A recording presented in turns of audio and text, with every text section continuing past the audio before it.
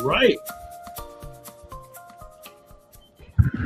Well, good morning. I know we're live because we're here. And this is the Cup of Joe morning show coming every Wednesday, 10 o'clock Central Standard Time, all the way, guys, to 12 noon, the high noon hour. And man, this happens every hump day, every Wednesday. And I am Cup of Joe. And I'm excited to be here, man. We're here at Real Talk 100 Radio. I wish I had the sound effects ready on the fly, because I know you multitasking over there, my brother. But boy, that's worth the applause in and of itself, because it's 2024, and this is our first show for 2024. Come on, man.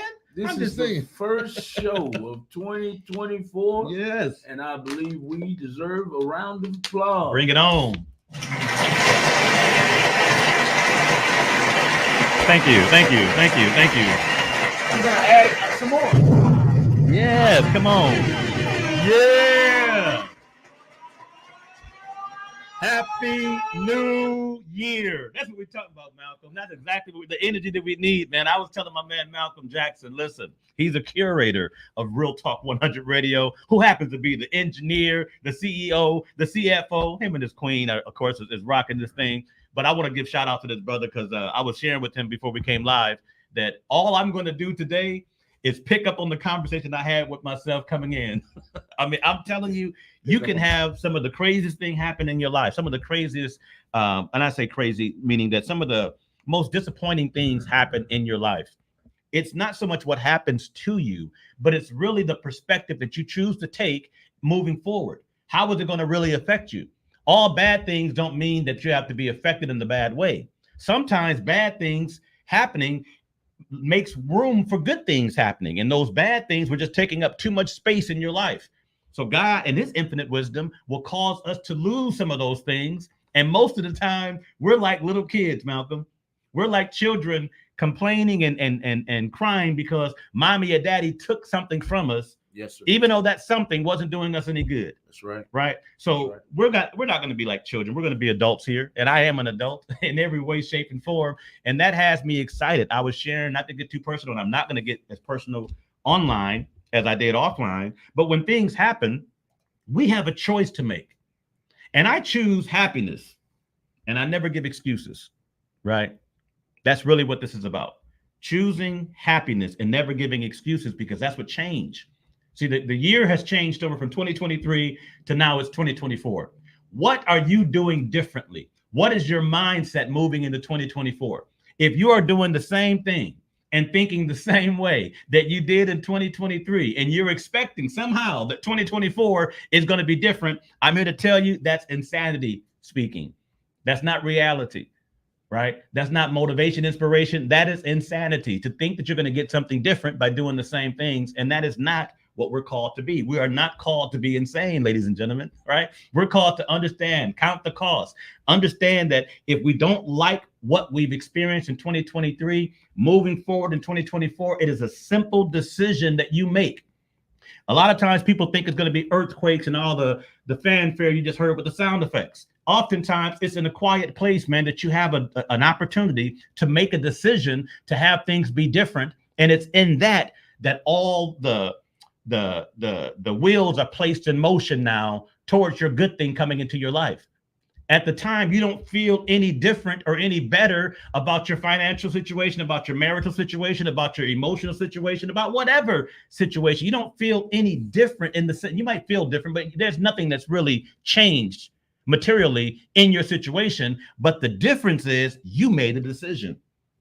And it's in that decision that you should put all your emotional state and well-being into the decision that you made, that even though, guys, and slow me down if I'm talking too fast. Listen, even though the physical things haven't changed, mentally, you have gotten momentum in your new year.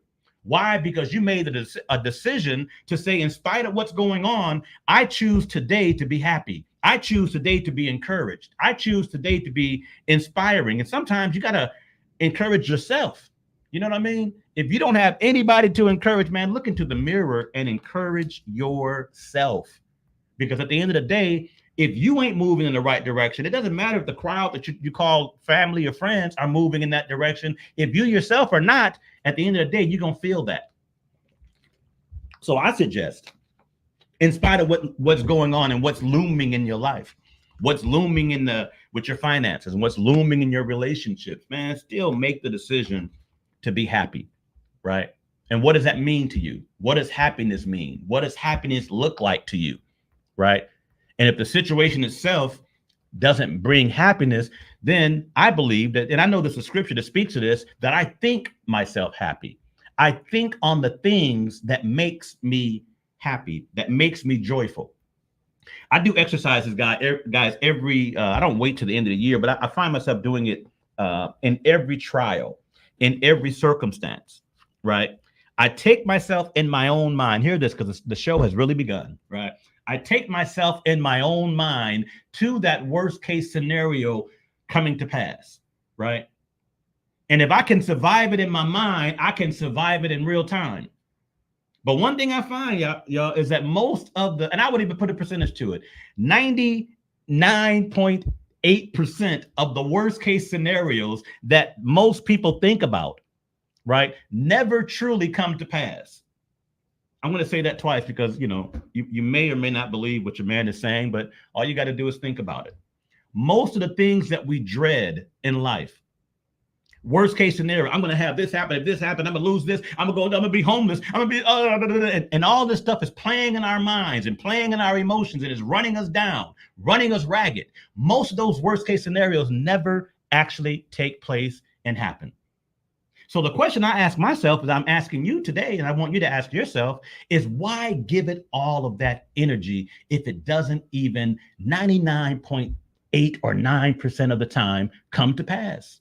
Why run ourselves on the ground emotionally if that worst case scenario statistically never even shows up, right? It's like somebody telling you some bad news about something. When we were kids, Malcolm, they would say, man, Malcolm Jackson, mad at you, Cup of Joe. He said he gonna meet you in the playground and he gonna whoop your butt. And I'm over here dreading. Now this happened in second hour class, so I got to go through third, fourth, fifth, and sixth hour thinking that big old bad Malcolm Action Jackson gonna whoop my butt. Right.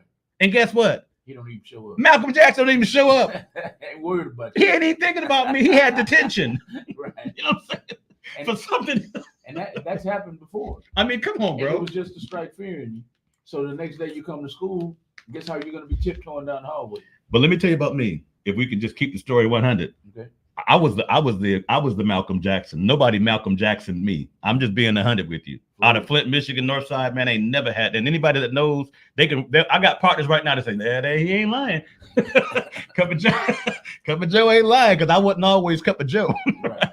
But the point is, man, and I think we can understand the analogy is that sometimes we put so much energy and so much of our time into something that's pending or looming, but it never truly happens. Never happens. So if it doesn't happen, why give it the energy? Why allow it to take you off your emotional square that this bad thing is going to happen? Like it's going to be a trickle down effect that now that this happened, oh Lord, now this is going to happen. That's going to happen. My wife's going to leave me. The goldfish going to die. The dog's going to stop barking. Yes. Man, stop it. Yes. I mean, seriously, stop it. Because that's how the enemy works in our mind. He uses our own mind against us to create all these toxic thoughts that lends themselves to toxic emotions. And then we find ourselves depressed, right? And it's insidious, guys. It doesn't just start and end in our minds and our emotions. It eventually trickles down to our bodies. Our bodies start being under attack because of all the toxicity of our emotions and our thoughts that we've had, right? And it's very insidious. Stress is very, very insidious, right? You don't get rid of it by trying to address it like you're trying to chop down a tree by pulling off the leaves. You got to go to the root of that thing, right? So here's what I'm trying to say. 2024 is a brand new chapter of the book called You. Walk into this chapter with an emotional mindset that there is nothing you can accomplish, that I can do all things through Christ, which gives me strength.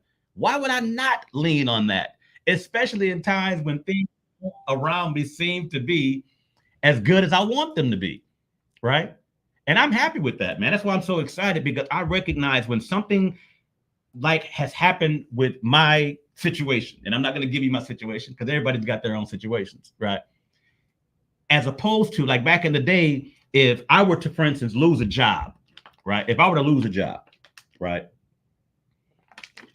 Back in the day, I would go through all of the emotional roller coasters of losing a job, from being shocked, right, to being angry, to being worried, to being sad, to start thinking all these worst case scenarios. And now I don't have this job, so now this is going to happen, that's going to happen, and that's going to happen. But you know what? To my point, most of those things didn't happen. The job loss was really the gain of the business.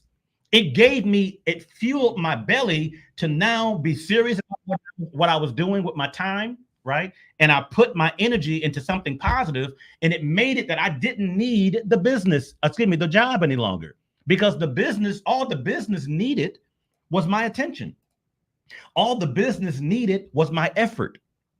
All the business that God had placed in me, that all it needed was my attention. It needed my belief. It needed my energy. And my energy was being divided. My attention was being divided by this job. It was being taken away. And most people have their job, and let's just be real. A job is a just over broke. It's a jump out of bed, right? And there's a few other things that I'm sure we can say that can really denote our experience with having a job. Is a job a blessing? Yes, if you want to look at it as a blessing, right? And I always say there's nothing wrong with having a job, but there is something wrong with having just a job, right? Because most of us get paid one way at our job. That's just what it is. We get paid basically one way at our job. We exchange our time and energy for dollars. It's very linear, meaning that if you stop exchanging your time, energy, you don't get the dollars. It's very linear, right? And we've learned linear income, but no one in the scholastic institution of America has set and made the effort to teach us how the world really works. They didn't tell us that if the job is linear, it's obviously better to have a business that employs other people, that gives them jobs, but you yourself have the ability to have others working in your field, working in your vineyard. A very wealthy guy, and I think he's noted as the first American billionaire. He says, I would rather, right? And follow what this guy is saying and the wisdom behind it. He said, I would rather give 1% of my effort, right? And Combine that with others giving 1% of their efforts rather than me giving 100% of my efforts on that same thing. Because he recognized that it's like moving out of a house. And I remember doing this, right? Imagine if you had to move and you're the only mover. Do you know how much time, energy, and effort is going to be required for you to move yourself out of the house? But if you got a crew of 10 other people, they don't even have to be cock diesel brothers. They can be brothers, or they don't have to be brothers. They can be females. It could be people just lending a hand, and you'll be surprised how much faster, how much streamlined that process of moving out becomes, right? Because you're not putting the burden on yourself to do everything. Most of us take on the mindset that if it's to be, it's up to me. And that's a good mindset to have, but you also need to take on the mindset that if I'm going to do it, and if it has to be done, I would rather, as opposed to putting 100% of my efforts into one thing, I would rather put 1% of my effort in with 100 other people to get the same thing out. Because you know what that does? It leaves me with 99% of my potential efforts I can put towards other things, right? Some of us are so overworked at our job that we don't even have the time to entertain a business, because everything about our life is revolving around our job, right? The way we entertain ourselves is based on our job, right? The food we eat and where we eat is based on our job. Think about it. Where we travel and if we travel is based on our jobs. When we go to bed and get up is based on our jobs. And let's get granular. When we eat our lunch, come on now. Who says that I'm hungry at 12 noon, but the job dictates that that's Joe Humphrey's lunch hour? I may not be hungry until 1:30. So me being forced to eat at 12 is not doing me any justice. I'm not hungry at 12. I'm hungry at 1:30. But the job dictates that. And it's such an ingrained, normal thing that most of us don't even think about it. We don't even think about it, that we've been programmed to be worker bees. We've been programmed to be working ants in the colony, right?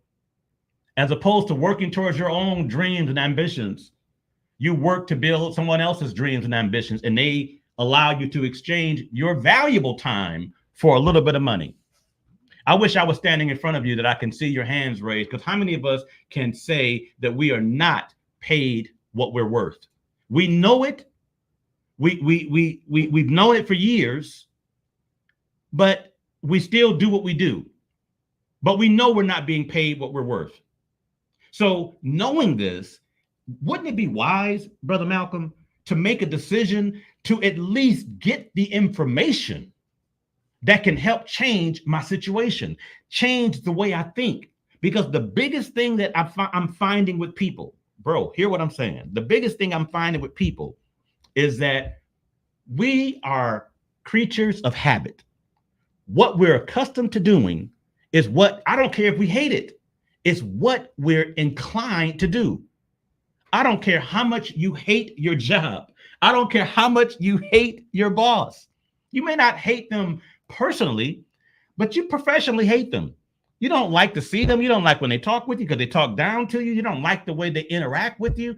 But yet you go to that job and you literally shape your whole life around that job. And it's so ingrained that if someone tells you, hey, Brother Joe, you have a terrific skill set. I have something that I want you to take a look at. What most people do, and hear what I'm saying, what most people do, because we're actually in the meat of what I wanted to talk about, okay? Even though it sounds like I might be rambling, I'm hoping that someone is listening to what your boy Joe is saying, because many of us find ourselves in this situation. We are it's so ingrained that we have to have a job, and we get a job, right? And now the job becomes the sun that all the planets of our life orbits around, right? If someone were to come and say, hey, I have a business opportunity, the first thing that my uneducated mind would do is attach to my emotions. I don't want to do it because I don't have a passion for that. And that's one of the biggest rule breakers, right? When it comes to starting a business, is that people feel they have to have a passion for what they're going to make income with, right? And that, guys, is just a falsehood. Because as I just said, you're making an income with a job that you don't like. So why do you feel like you have to have a passion for a business to make money, but you ain't got passion for your job and you're making money? You follow what I'm saying? We've just been so inundated with this narrative that you go to school, right, to get educated, to go and get a degree. Why? So you can go out and have more power in the workforce, right? And go get a job with benefits. So you can operate in what we know as the 40-40-40 plan. And many of us, our parents and our parents' parents before them, operated in the 40-40-40 plan, right? Now, the 40-40-40 plan was a major improvement from the industrial revolution of slavery and being a cotton picker and working the fields. It was a major improvement from one generation to the next, right? Getting educated, because there was a time in our nation, Brother Malcolm, that they didn't allow us, people that look like you and I, to go in an easy path to get an education, right? We had to fight and scrape for everything that in this nation that we've gotten. We've had to fight and scrape for it. That's not my conversation today, but I think we understand that that's factual and actual, right? But we were introduced to the 40-40 plan as a alternative to what our parents and grandparents did, which was sharecropping in America, right? So here's the 40-40-40 plan. As I mentioned, you go to school, you get you get good grades so you can get your diploma, so you can do what? Go get a job. Mm-hmm. You work that job for 40 hours a week for 40 years of your life, mm-hmm. only to retire with 40% less than mm-hmm. what you couldn't make ends meet when you were getting the full amount for those past 40 years. That's right. It is called the 40-40-40 plan, and it is insidiously integrated into American culture, and especially into Black American culture, to the point that if somebody comes and say, hey, there's a different way, Cup of Joe, try this, take a look at that. My first thought is, man, I ain't got no passion for that. I have no interest in that. I'm not interested. What are you not interested in? Think about it. Because one thing I want to do is demystify the whole process of what people go through when they vet an opportunity. Why is that important? Am I trying to recruit you to my opportunity? Nope. I found the greatest opportunity that I don't need nobody but JOE, and I can make a whole bunch of money. I don't need a bunch of people. But it's out of my love for people and the fact that I believe still principles are true. The more people you help to get what they want and need, you get everything that you want and need. So my passion for helping people has always been there. But my need for people to join a business opportunity is not there. So don't get it twisted. Matter of fact, I have a philosophy, man, that I would rather run with 5 than drag 500. So I know all these people saying, let's build this big old team, an unstoppable team, and don't nobody do nothing. So yeah, y'all unstoppable. Y'all ain't done nothing. I don't know why you say you're unstoppable. You basically all stopped. But I would rather, as a leader, run with 5 than the drag 500 or the drag 5,000. You follow me? So we have been inundated with so much misinformation. And misinformation is not that there were lies, guys. It's just information that's no longer applicable, right? There's people that will talk to you and that will, people of a previous generation that will tell you when they first heard of computers, right? And the advent of computers, they attributed that. And I don't know if anybody else heard this, bro, but this is what I was hearing when I was in Flint, Michigan.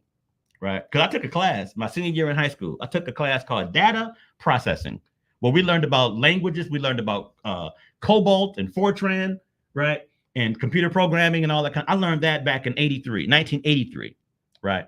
With these big old computers that set up on our desk that was so big and bulky, right?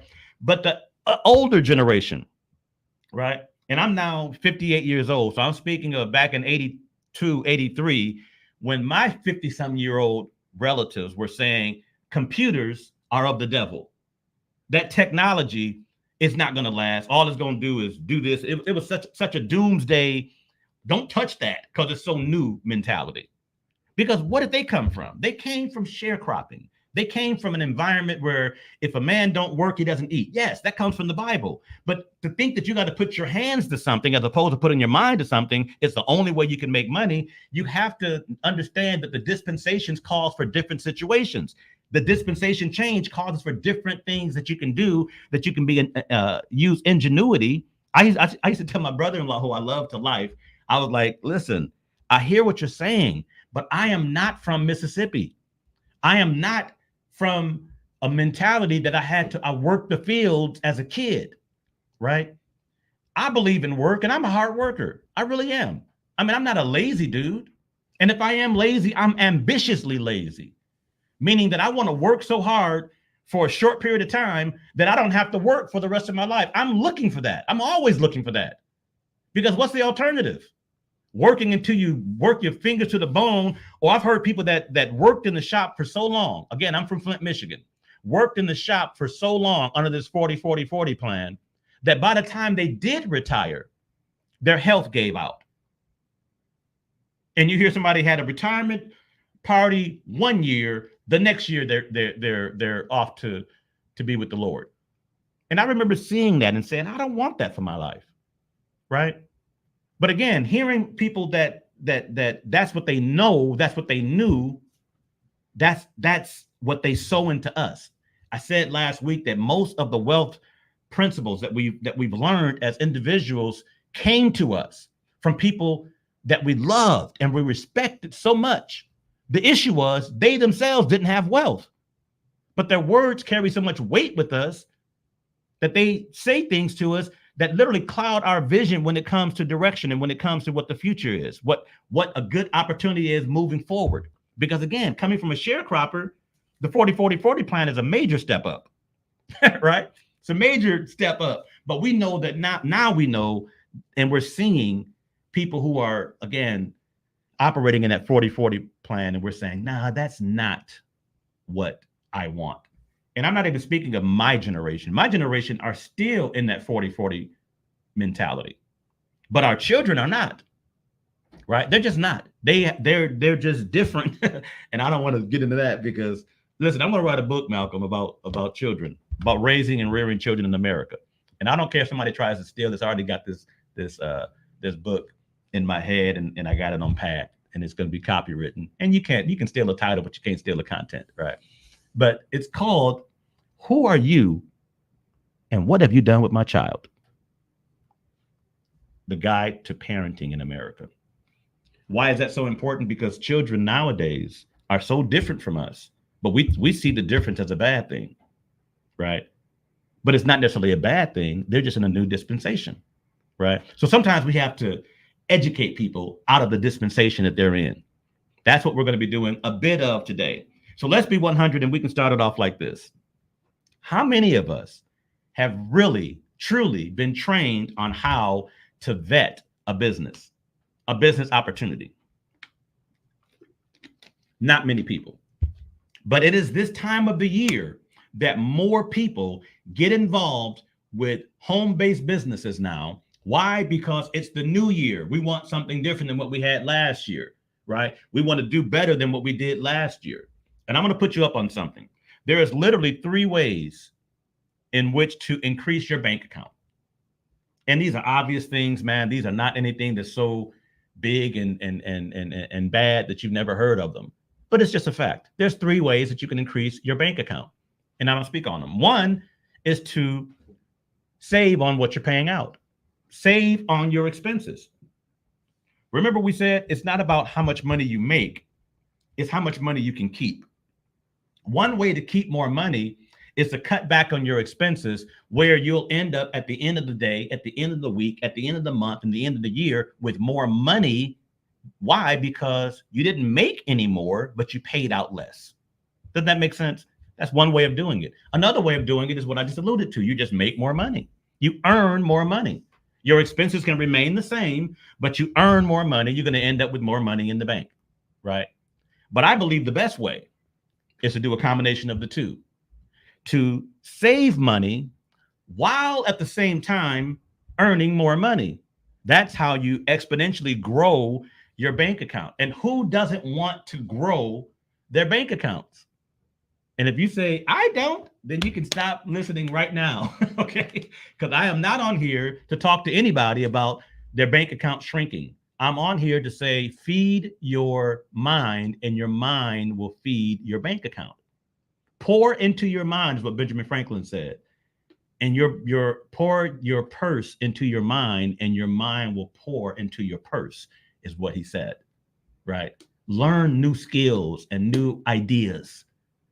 Don't just go into a new year with a new wish list. Go in with a new skill set.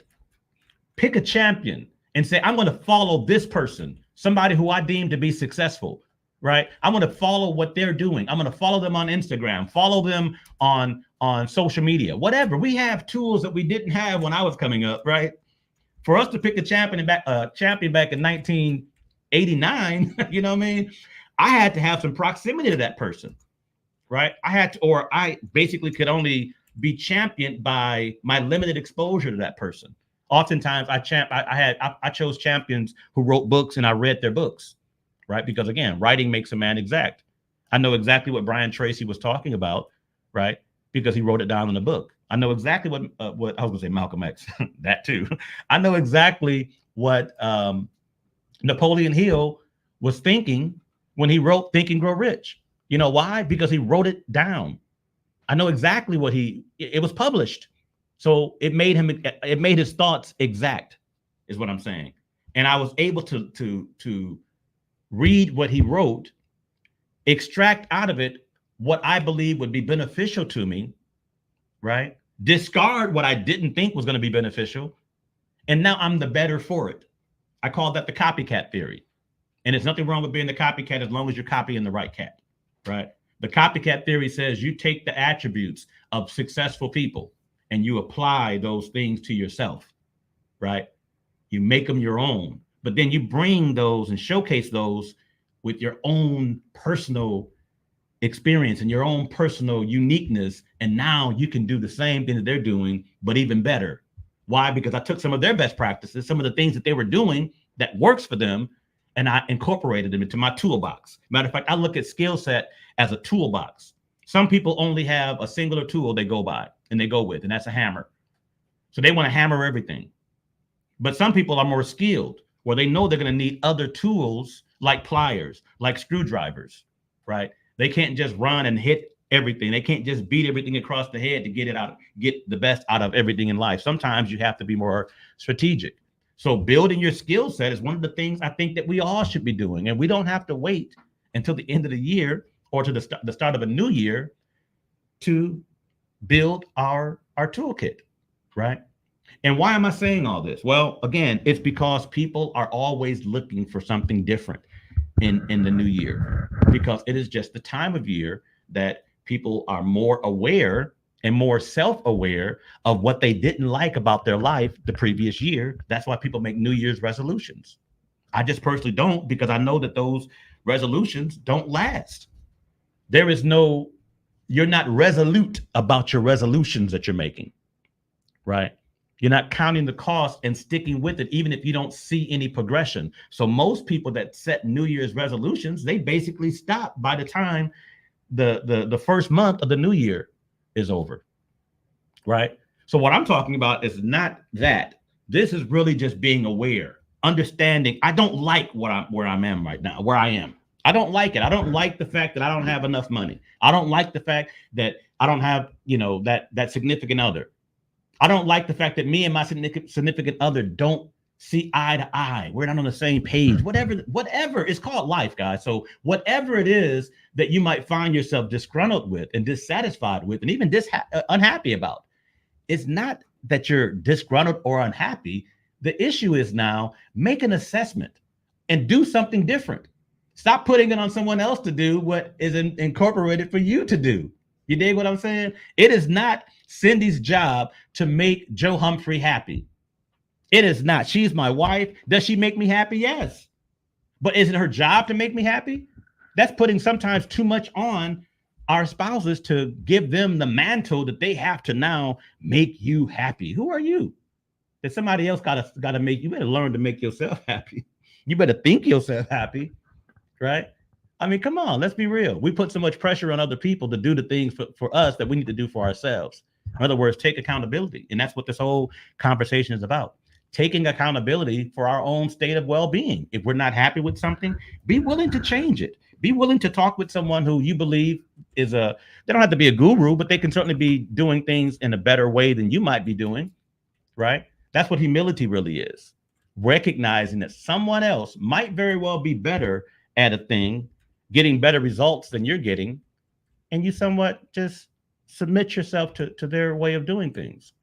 That's humility, right? But many of us lack humility, right? We let ego get in our way.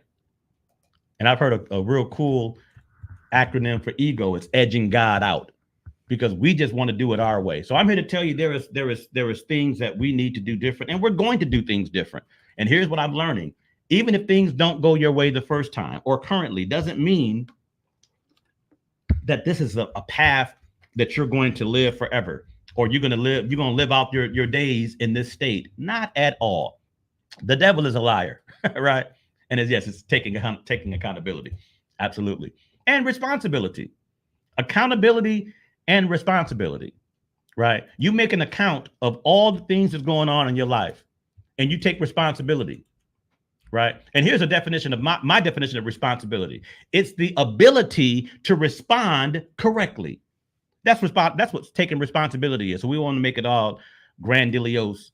It's the ability to respond correctly in whatever the situation. But we got to take accountability, because we got to make an account, of all the things that's going on in our lives. And if we find things are not we're not in the place we want to be, we're not in our happy place, in that sweet spot, as opposed to complaining about it, as opposed to being all down about it, which sometimes you're going to be down. Sometimes you will find yourself complaining. But at some point, you've got to make a decision that enough is enough. You dig? I don't want to be in this place off the whims of somebody saying this. Now they control Joe and Cindy's happiness. No, that's too much control. What did they say about Malcolm X? Boy, that's too much control for one man to have. That's what the white folks said about him. Well, I feel that way right now. That it's folks that have power over us, and it's typically our bosses, right? Or our corporations we work for, that have so much power over us, right? And I, for one, want to come and unplug myself from the matrix. So we're going to be talking about that in our second half. I listen, Malcolm, I'm destroying. Look at this, man. This thing is bleeding. It's so old. It's bleeding on your thing. I'll wipe it up, man. I just noticed that. No, it's okay. Listen, I want to introduce to some and reintroduce to others an industry that my wife and I are focused on, because it is a future. And it's a business trend that is moving at the speed of light. And again, one thing that I believe when it comes to vetting a business, and I said it earlier, when I vet a business or a business opportunity, I am not looking at my personal preferences as a green light, a yellow light, or a red light when it comes to getting involved or having an interest in that business, right?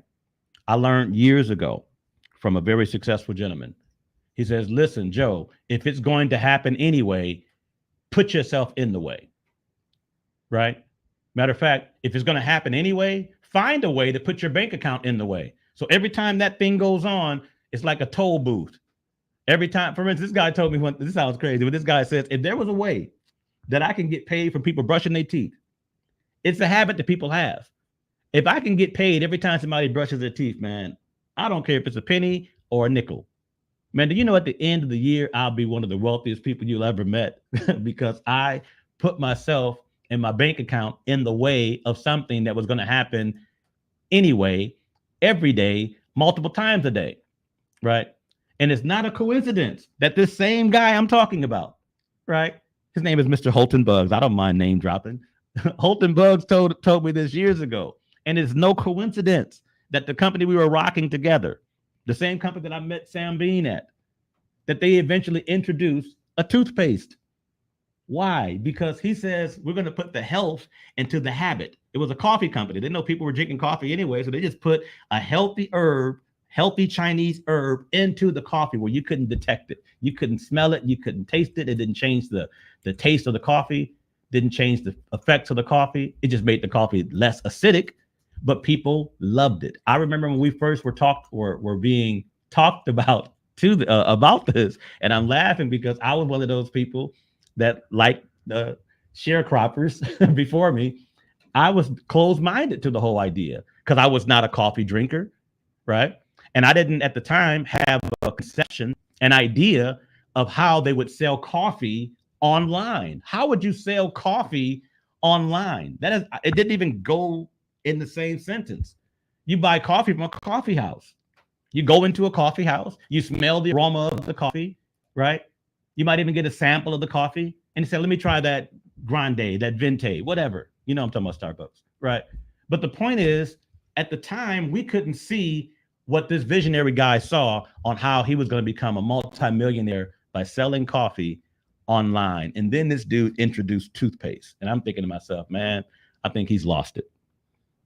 But one thing I found out, and I'm not going to tell the guy's income, is that he was a visionary. He understood business trends. He understood that if something's going to be surging and it's going to be happening anyway, find a way to get yourself in that way. It's not based on your personal preference. He was not a coffee drinker, right? And listen, the owner of Purina Dog Chow or Purina Cat Chow doesn't necessarily have to have a cat or a dog or be a cat lover or a dog lover, right? It's a business decision, guys. It's not a personal preference. The business decision is there's millions upon millions of people across the world that have and love their pets, and they got to feed those pets. So this guy created a healthier, more delicious pet food. It wasn't based on the fact that he loved pets. It wasn't a criteria that he loved cats or dogs. It wasn't a criteria that he, had a dog or had a cat, right? And he certainly wasn't going to do it so he can be his own, the provider, or what do you call it, the contributor to his own business by consuming his own product. It had nothing to do with any of that. And I say this, guys, because this is what we do when it comes to business. We always, unfortunately, vet a business based on our own personal interest. Meaning, I got to have a passion for it. If I don't have a passion for it, Cup of Joe, I can't do that. I'm like, dude, stop it. Please stop lying to yourself. And don't say that ever again in public, because we already know you don't love your job and yet you do it. You don't have a passion for what you do. You have a passion for making sure that your bills are paid. And most people, they work to pay bills. That's what they see money. That's their association with money. Money is a means to help them pay bills. So in order to really have this thing work in our community, we got to break that cycle.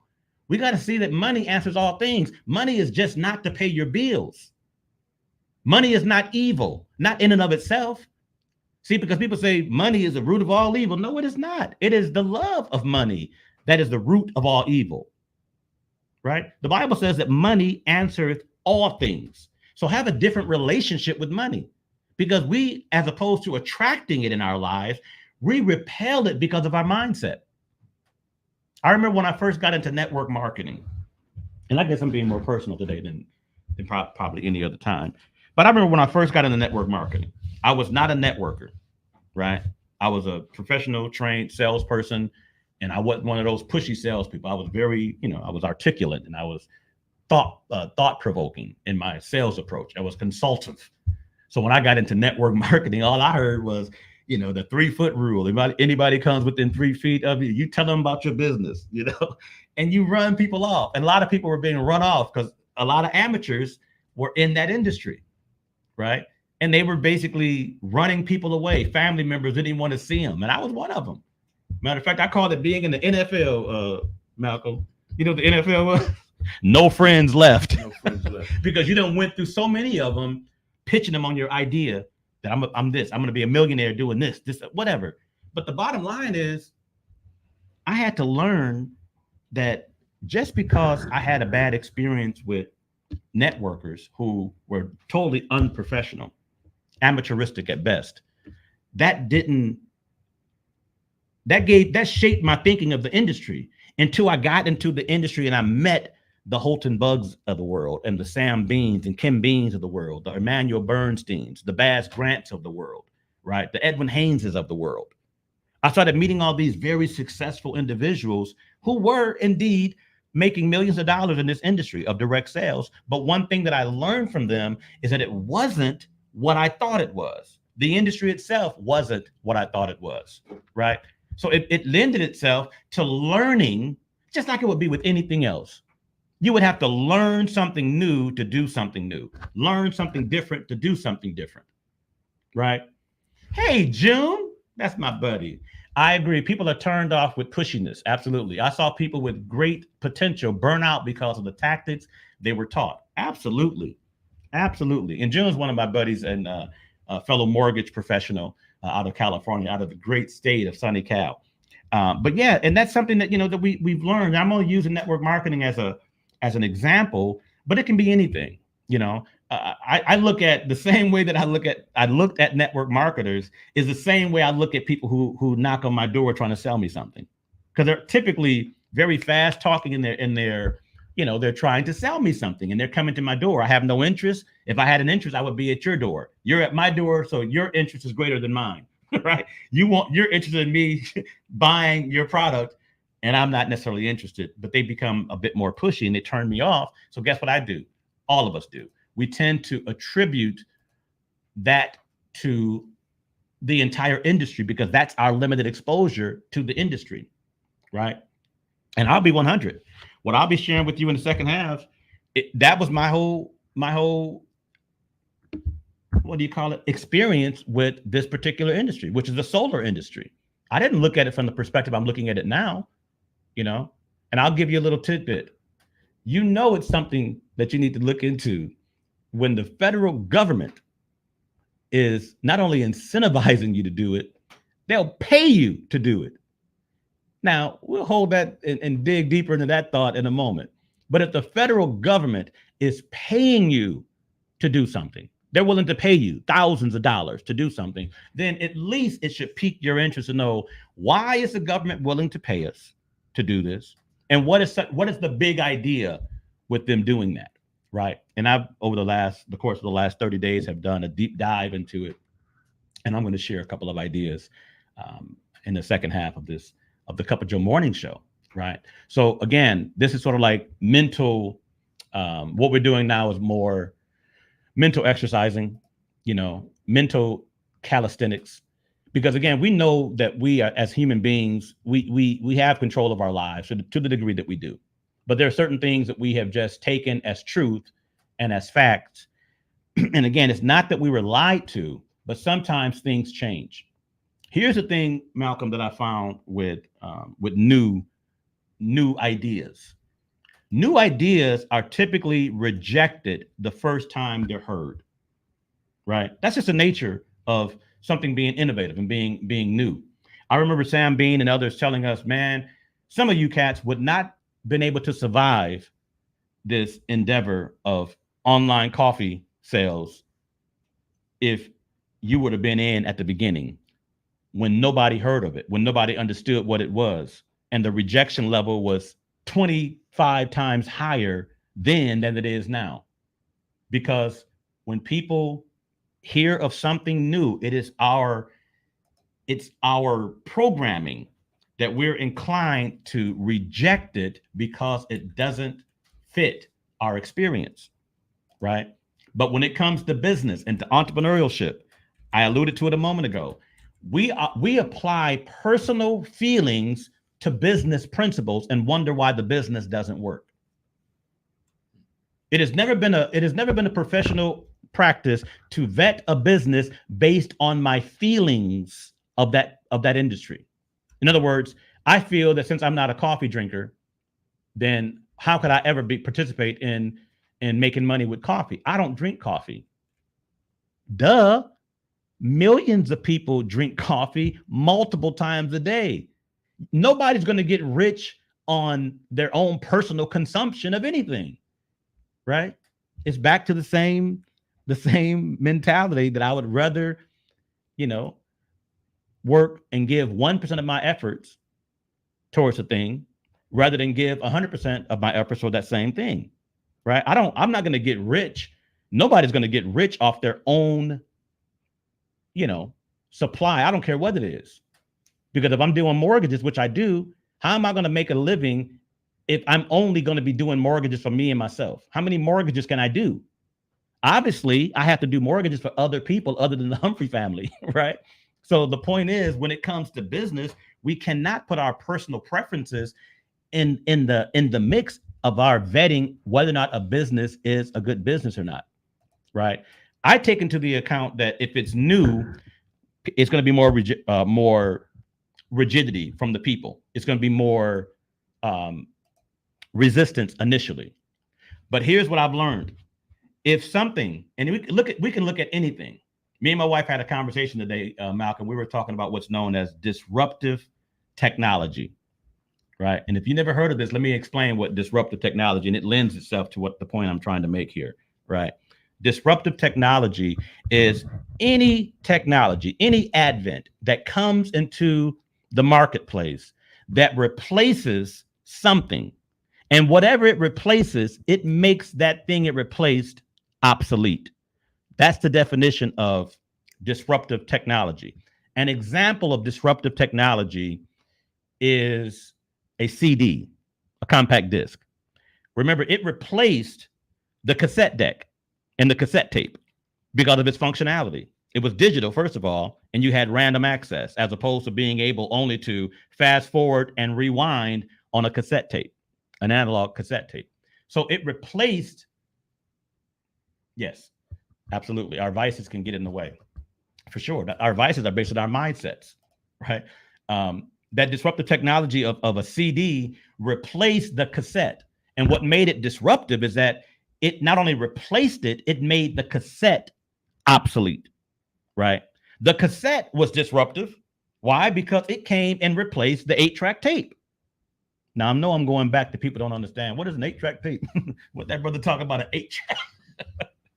Because there was limited functionality on the 8-track, right? So when the advent or the new technology of cassette decks came, it made the other that it replaced obsolete, to the point that, of course, now the disc was made obsolete by the downloads, or the, what do you call the music downloads before? What was the method that people used? Common method. It's just leaving my mind. After the CD came and before the downloads, it was something else. What was that? I want you to think about that. The player. What did they call it? Come on, June. You know what I'm talking about with that 8-track. CD player. It was after the CD. Man, see, I know I was gonna do this. After the CD came something else that was so disruptive that it made the CD. Because think about it. It was like a Bluetooth connection. Why do I need a CD? Why do I need CDs? Think about your car. The iPod. But it's something else. And you'll know it. It's so common. I don't know why we can't think of it. June is trying to help you. Help me out, June. It's not the iPod or the iPad. It was an ability. It was a medium. I know you're going back. So here's what I'm saying, Candy. The technology is so innovative that it literally disrupts the industry, right? You want to find a business opportunity that is disruptive, is what I'm trying to say, right?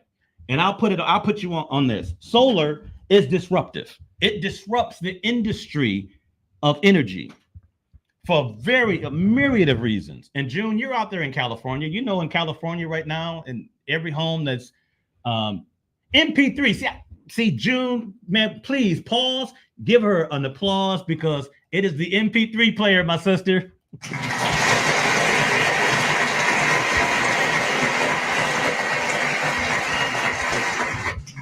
See, with the advent of the MP3, it made its predecessor, no longer have a foothold, right? So after the MP3, nobody was doing CDs. Now you got some of those old heads who's gonna keep their CD collection, even though most cars they purchase now don't even have an ability to play a CD, and they certainly don't have an ability to play a cassette deck or to play a cassette or certainly an 8-track.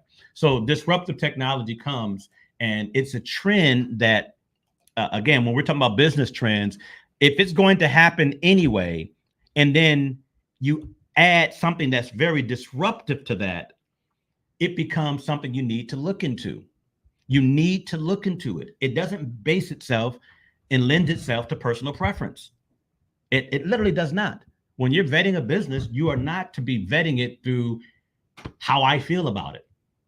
Purina Dogchild, again, the owner of Purina Dogchild didn't vet the business based on his or her own personal preference or love for dogs or cats. It was based on the millions of people who have dogs or cats, who love their dogs and cats, who know they have to feed them.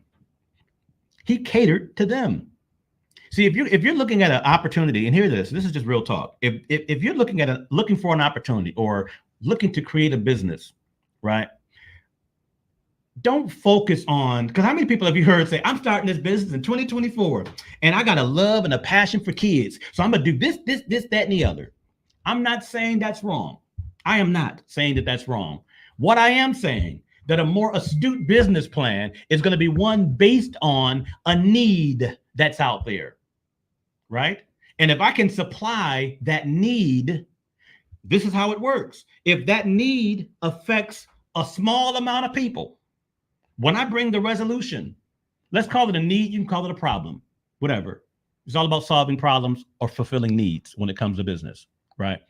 If my resolution or my solution to the problem affects a small number of people, it's going to create a small amount of wealth opportunity.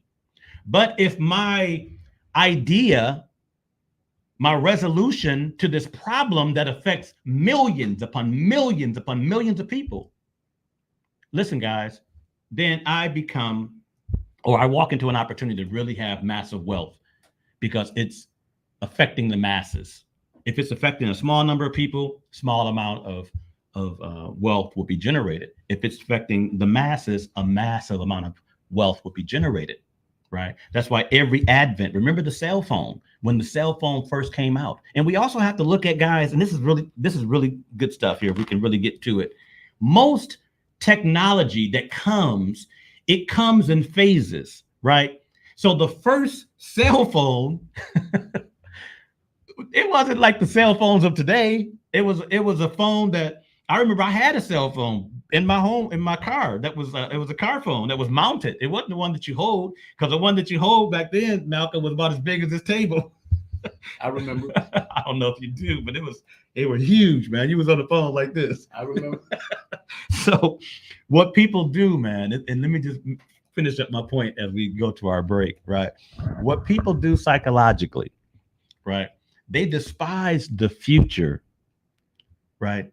When I say despise, they're fearful, they reject the future of something because they're looking at it through the lenses of the present. You follow me? And then they look to the past for justification on why this thing is not going to be good in the future. And I'll give you an example. What's that? The big box, we call that, right? No doubt. So here's the way people think, right? If they had, and I'm going back to 1988 or 1985, 86, when it comes to computers, for instance, right? Most people that were saying, nope, that's not the future, that's not a good thing, it's of the devil, or whatever they said that made them feel that, nope, I don't want to get involved with it, I don't want to learn. And we like, it's easier. We don't want to learn anything about it. They just turned themselves off from it. Now, 20 years later, everybody got a computer. And guess what? We carry it everywhere we go. Because in all actuality, this phone is a computer. But remember what the first phones that they came out with. So a lot of times what people would do is that they'll make a decision in today about the future that they're not wanting to touch based on their experience of the past, right? But today, we're not even thinking about this as a computer, right? And there's aunties and uncles and grandparents that are on their phone playing games all day long, not even understanding that what they're doing is playing games on a device that they themselves said 20 some years ago they would never, ever, ever, ever, ever do. Why? Because at the time they were despising the future in their present because of the past. And that is, guys, I hope this makes sense to somebody, because that's like a major no-no when it comes to, moving forward and getting things done in this crazy world we live in. You've got to embrace the future, but don't just embrace it to say, oh, the future is inevitable, it's going to happen. Well, yeah, some things are going to happen, but some things are going to happen, really, really take off and become a booming business, right? And once you know that, and it fits in that category that if it's going to happen anyway, you find a way to put your bank account in the way. Real talk. And that's how you vet a business opportunity. So after this very quick, what is it, 2-3 minute intermission, we're going to come back and we're going to break down some things that I believe will be beneficial regardless of where you stand on this line. You can either stand on the left, on the right, or you can be standing directly on the line. It does not matter. It is what it is. It's happening now. It's going to keep happening, and it's going to happen even faster. So with that, I am Cup of Joe, and this is the Cup of Joe morning show. We're just trying to get you the news you can use and the information that will change your situation. Mr. Malcolm, go ahead and rock us out, and we'll be right back with you on the backside of this music break. Awesome show so far, everybody. Welcome to the Cup of Joe morning show. I'm putting the flyer on the screen so you'll know exactly what this show is all about.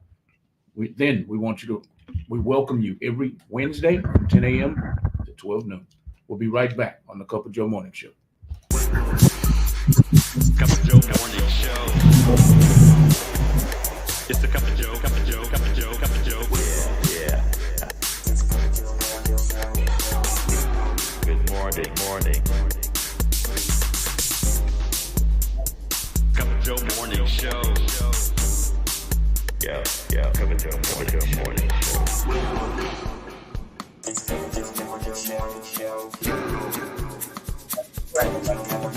Good morning.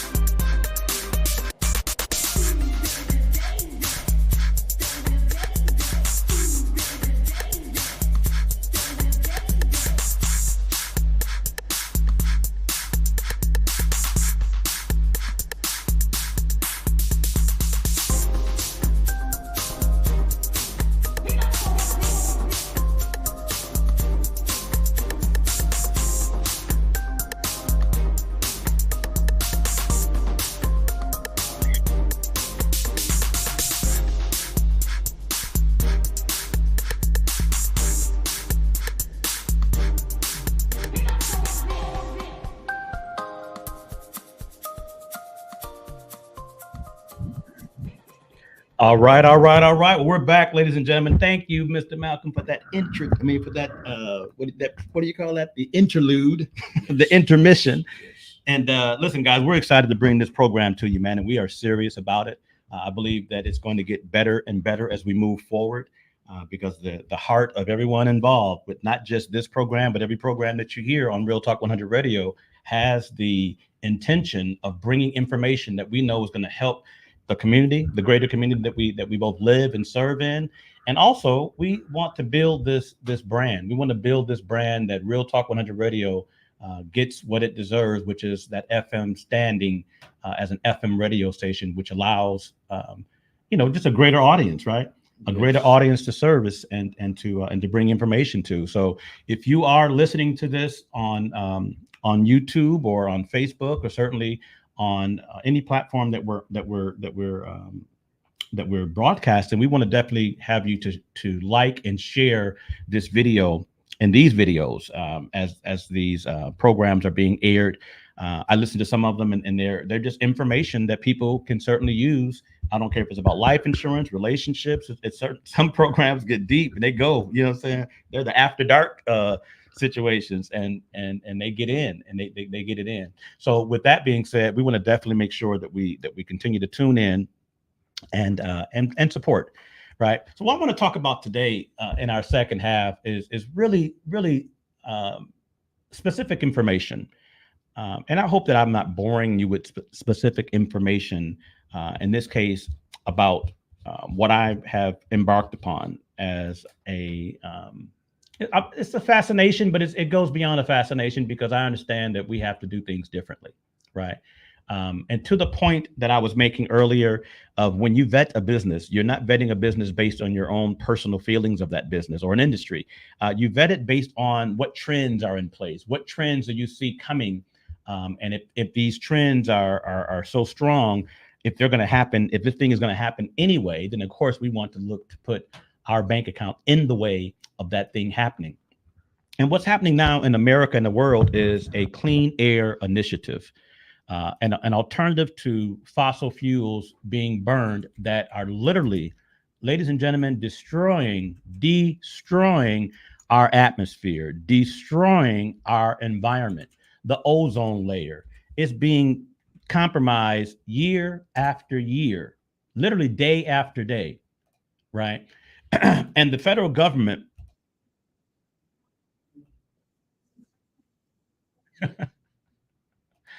prototype the first.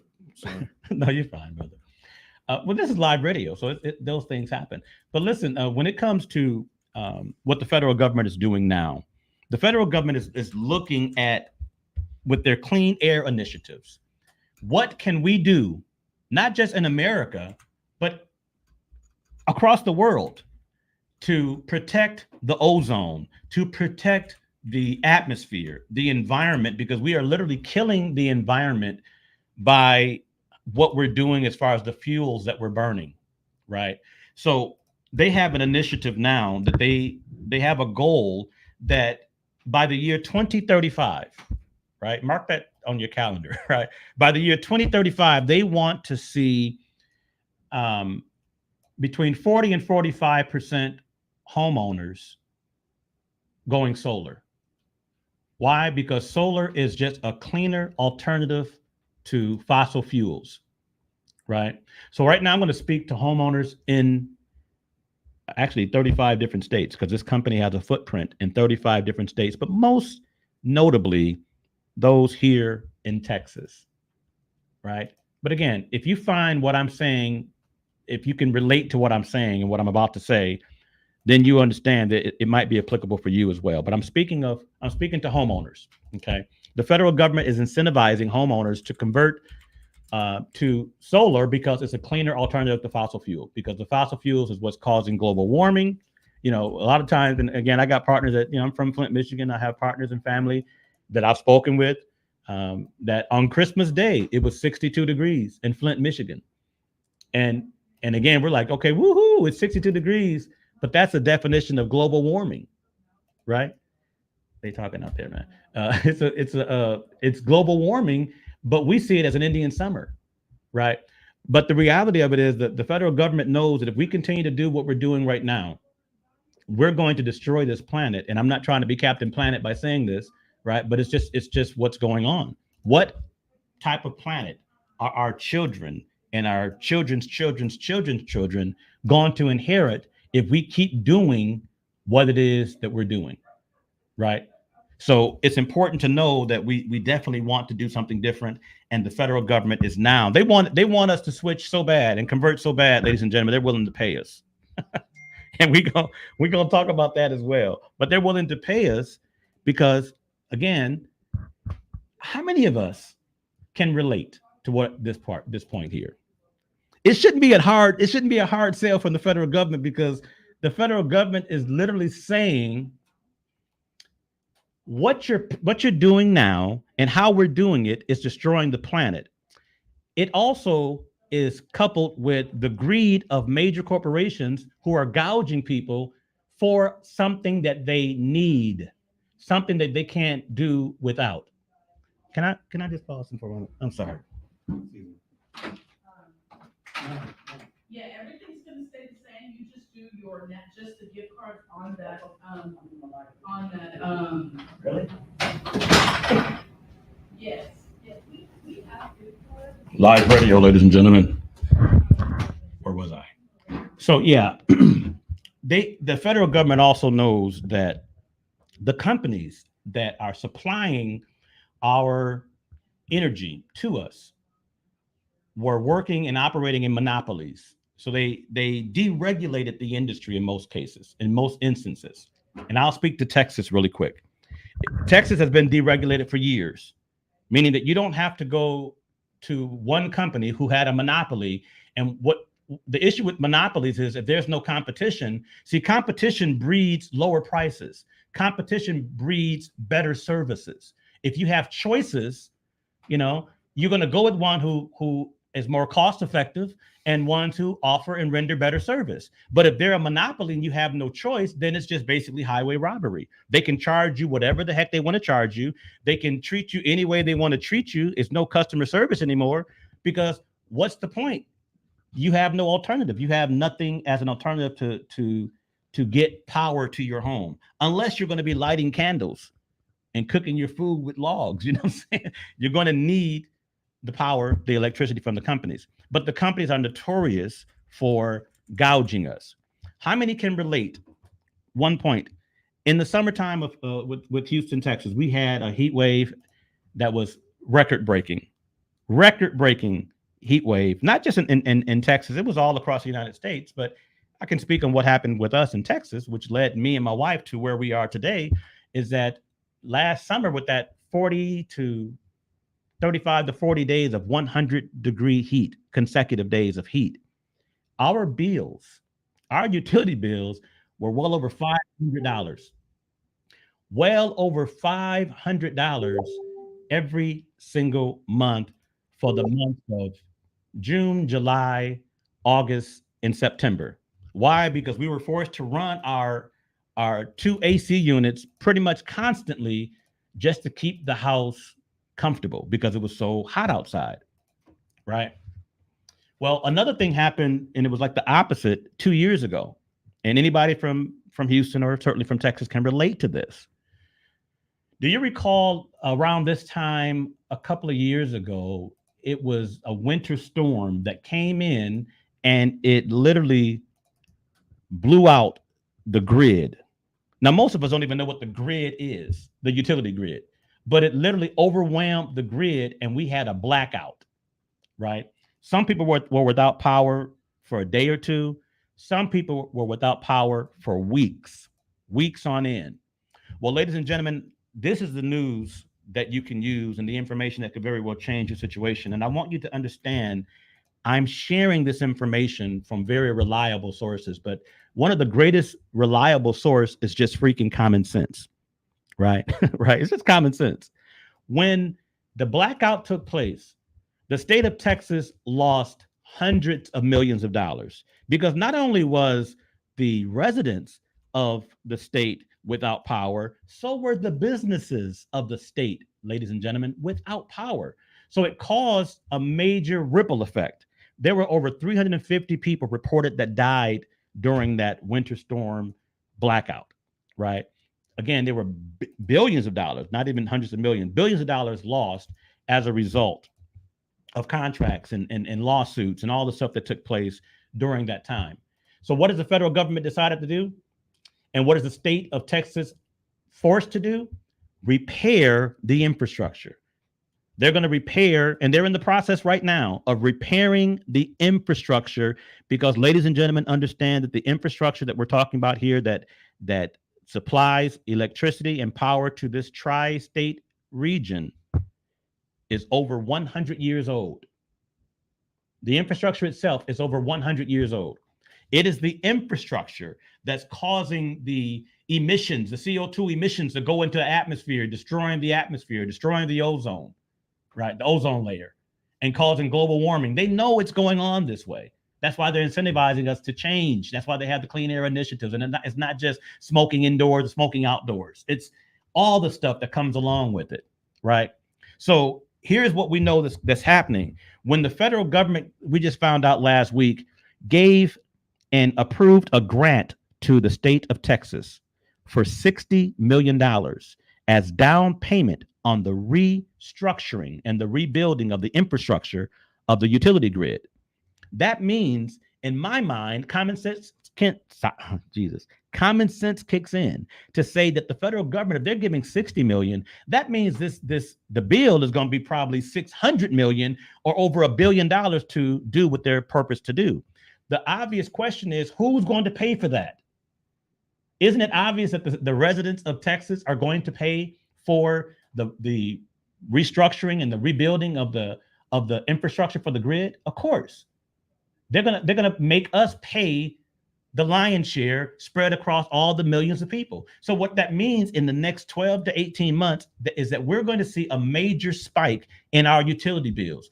Not just the difference between nowadays where we're not running our AC or running the heat because it's not cold enough nor hot enough to overwhelm our utilities. I'm not even speaking of that. I'm saying that think about the difference between what we pay now and to what we pay in the summer. That's going to be the difference, what we're going to be looking at come the time that these bills are spiked because of the repair cost of the infrastructure. So here's what I've learned. Here's some of my research. That traditional power arrives to your home through a highly complex system of generation stations, substations, transformers, and distribution lines. The utility bill includes not only the cost of producing your electricity, but also the maintenance of this aging infrastructure, in addition to other fees, administrative charges, profits, and in some cases, legal expenses. See, when a utility company gets sued, right? Imagine if any company got sued, any company that offered goods and services got sued for whatever reason, and they lost the lawsuit. They would swallow that cost. But how do they recoup the cost? Well, you've guessed it. They're going to spread that cost across the population of people that they service and provide services for by raising their prices. If you guys think I'm just making this up, all you got to do is just pause for just a moment and think about it. I'm not even speaking about solar and infrastructure. I'm speaking about any company, any business, any industry, right? That if they incur additional costs in order to stay profitable, they have to raise the cost to the end user. So the utility companies are not our friend. I'll just say that. They are not our friends, and they have never been our friends. They've always gouged us. They've always, and again, I'm speaking of, it's not about Texas, because I was in Michigan. They were doing the exact same thing in Michigan. But as opposed to gouging us during the summer times, like it is here, it's normally gouging us in the winter time because we got to run the heat continuously throughout the winter months, right? And there's a company there utility company that you buy your electricity from, and that same company is the one that sells you the gas. They have a monopoly. They can charge you whatever the heck they want to, and they did, and they have done this for years and years and years and years and years and years. So when we think about the infrastructure, and we think about, certainly even most of us don't even think about the infrastructure. We're thinking about our bill. If my bill is $122.60, I'm good with that. We're not thinking about that the portion of the bill that you would be obligated to would only be about $30 of that $122 bill. Why? Because that's the cost of plugging into the grid through the utility company. So what solar does, and what got us thinking about this, right, is that the reason I looked at solar is because solar is, I know, it's cheaper. First of all, How much does it cost? Here's a trivial question, Malcolm. How much does it cost and how much does the sun charge for its use? How much does the sun charge? Absolutely. When is the last time you gone out in the sun Nothing. and the sun gave you a bill for being out there and soaking up a little bit of it? Never.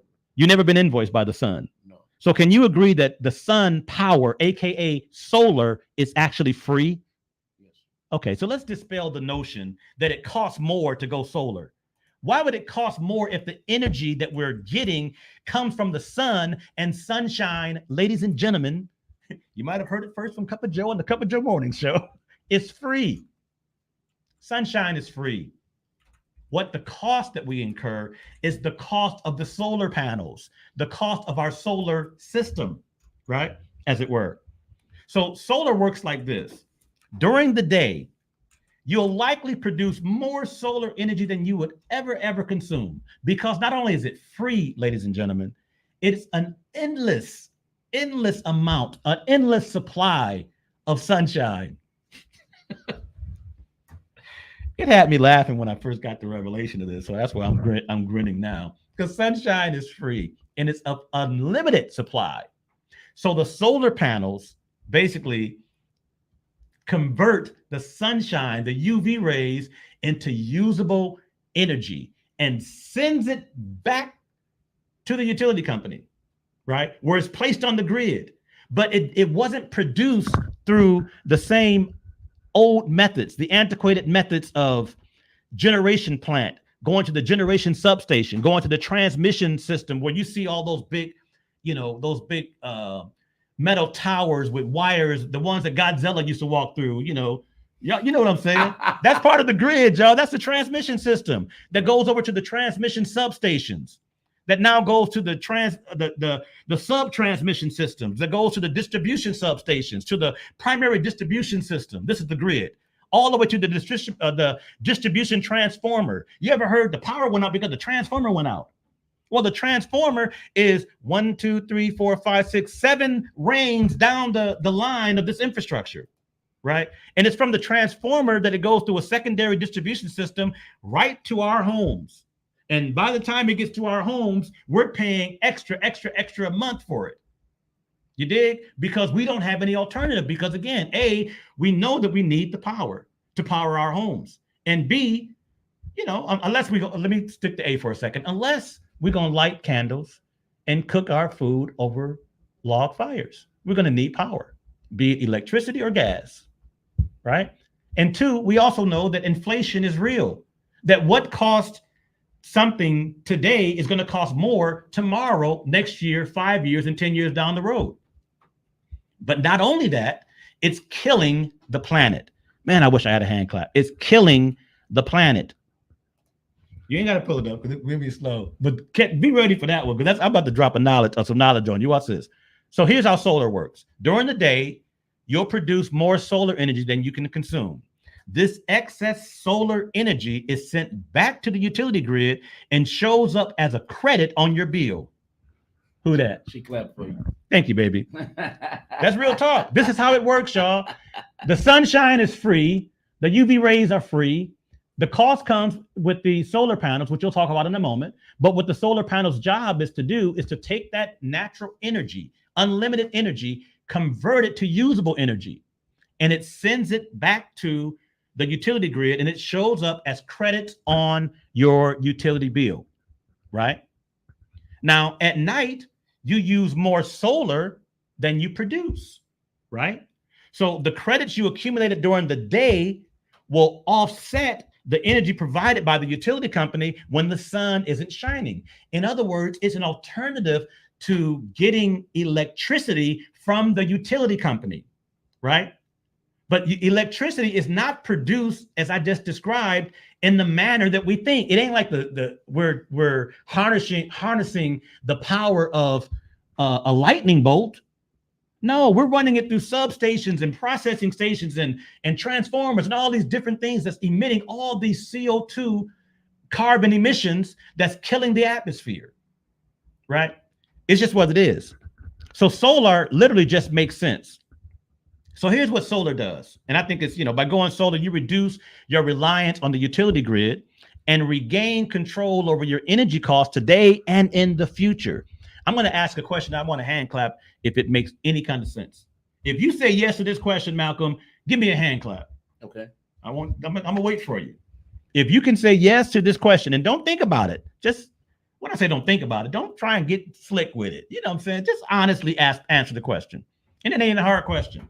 But sir, if someone, knowing what you know today about gas and gasoline prices, were to legitimately have given you a way to lock your gas price in at $1.25 a gallon for the next 25 years, would you have done it?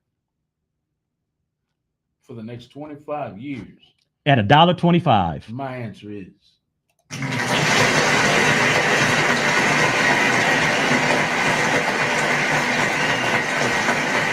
yes, sir. So the answer is a definite yes. Yes. Who wouldn't lock their gasoline prices in at $1.25 a gallon, knowing that they're going to go up and down and up and up and up and up and up and up and up? Who wouldn't do that? It's what we call a no-brainer.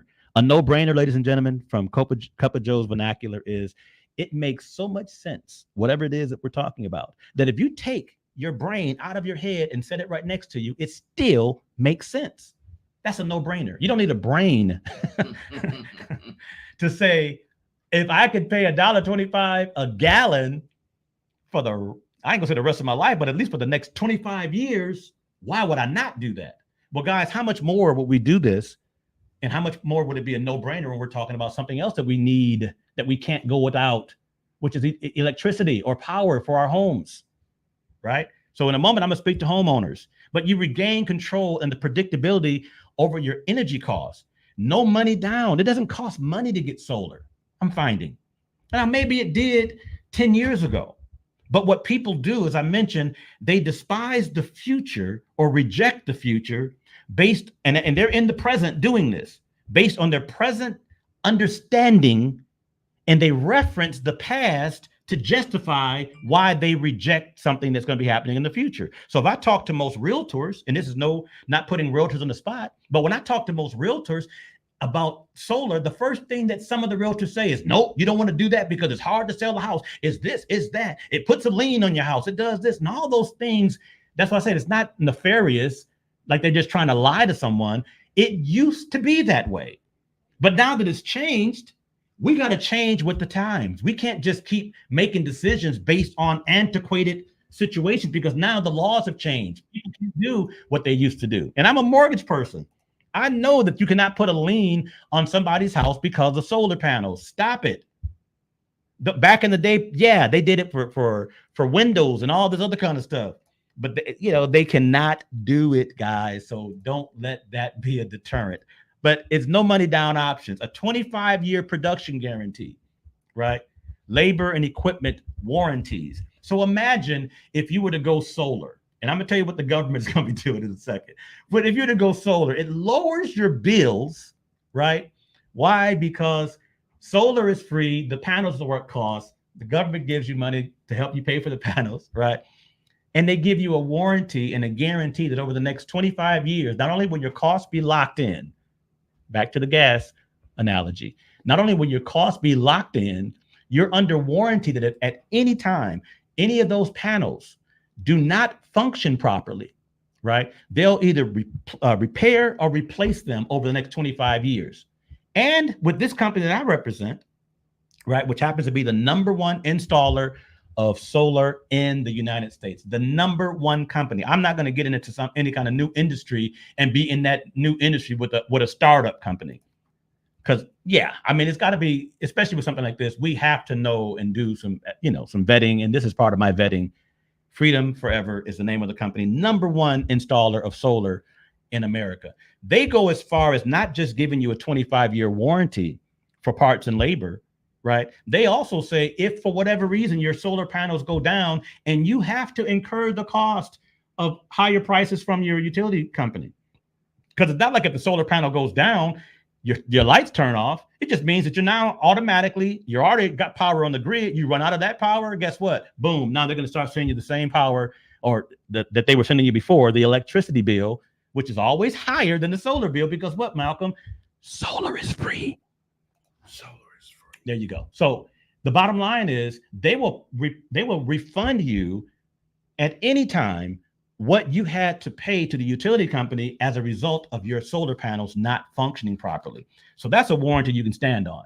Yes, sir. Where can people find more information about this clean initiative? Clean air initiative. Man, that's all over the internet.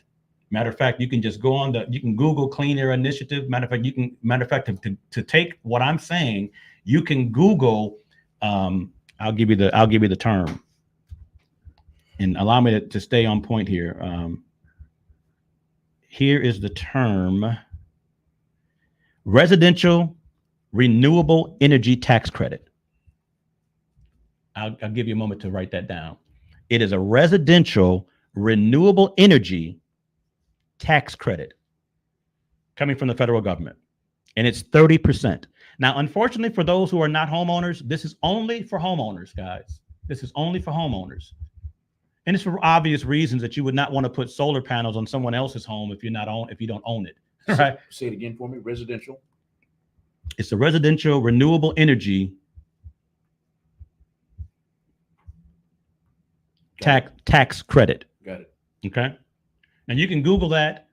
To get more specifics, you can call Joe Humphrey, Cup of Joe, 832-714-1003. Because I'm gonna blow your mind with the information that we're sharing with this, man, that I was shared on basically last month.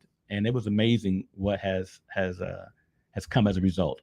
So, and there's tax benefits that we just talked about, and possible increase in your home's value. Again, I've talked to realtors, and they're split down the middle. Some will say, "Oh no, it lowers the value of your home because it makes it harder to sell because you got to pay for those panels," and that's just not true, guys. And that, again, it's not nefarious. It's the fact that it used to be that. It's no longer that. So, my fellow realtors and mortgage professionals, study up on what things have changed. Study up on what things are now certainly moving into the future, right? I'll give you a glimpse of the future. And my friend June was just on. She's a mortgage professional in Southern California. Well, in the state of California, they've established a mandate that every new built home effective in 2021, this was 3 years ago, right? Every new built home has to have solar. Why? Because California is environmental conscious community of people in the great state of California. They have more strict emissions laws than any other state in the union, right? So understand that the possibility is your home is going to increase in value. And think about it. If you had two homes to choose from, Malcolm, and one of them had traditional utility bills that were running $150 in the winter and $400 or $500 in the summer, right? Would you want to, if these homes were you loved them and liked them equally as much? That's home A, but home B has solar panels that you didn't have to pay for. The previous owner paid for them, and they bought them 10 years ago. So for the next 15 years, they're still under warranty, and that warranty is transferable to the new owner. Hear what I'm saying? That new owner now, as opposed to paying an average bill of $200, $250, because that's the average over the 12 months. It might be higher in the summer and lower in the winter here in Texas, but the point is the average is $250. Would they rather pay an average $250 a month on utilities or an average of $25 a month for the next 15 years? Which house do you think the average person is going to say, yeah, I like that idea? You know, the $25 a month. Landslide. It's come on, man. It's one of those things. It's a no-brainer, right? That's what happens with solar. So here's like the solar breakdown, and this is why it's important to talk with the professional, not someone who's just trying to sell you to get a commission, right? Because there's something that we need to, anyone that I've talked with that's disgruntled with solar, they're not necessarily disgruntled with the solar being free. They're not necessarily even disgruntled with the company that sold them the solar or the company that handles the financing of their solar panels. That's not they're not disgruntled about that. They're disgruntled because of the things, the misinformation that was given to them prior to making the decision to go solar. So 8 years ago, a guy went solar, right? And he says, listen, the guy told me that I'll even give you a more recent one because I have a buddy who went solar right after the blackout. He was sold on the fact that if you go solar, sir, that if it happens again, that the grid gives out, you'll still have power. Now, that wasn't a lie, but he needed to say you'll still have power if you have a solar pack, right? If you have a solar generator. If you don't, you're still plugged into the grid. So if the grid collapses, guess what? So does, and everybody loses power, you're going to lose power too, because the power in this case, even though it's being generated from the sun, is being stored on the grid through the utility company, right? So it's a false or misleading information that is notorious in this industry because it's an industry that's not highly regulated until now. They're now regulating it, right? So the solar breakdown is this. We basically, as solar professionals, I don't sell people solar. Even though, Malcolm, can I say this, man? Yes, I sold my first 2 solar systems last night.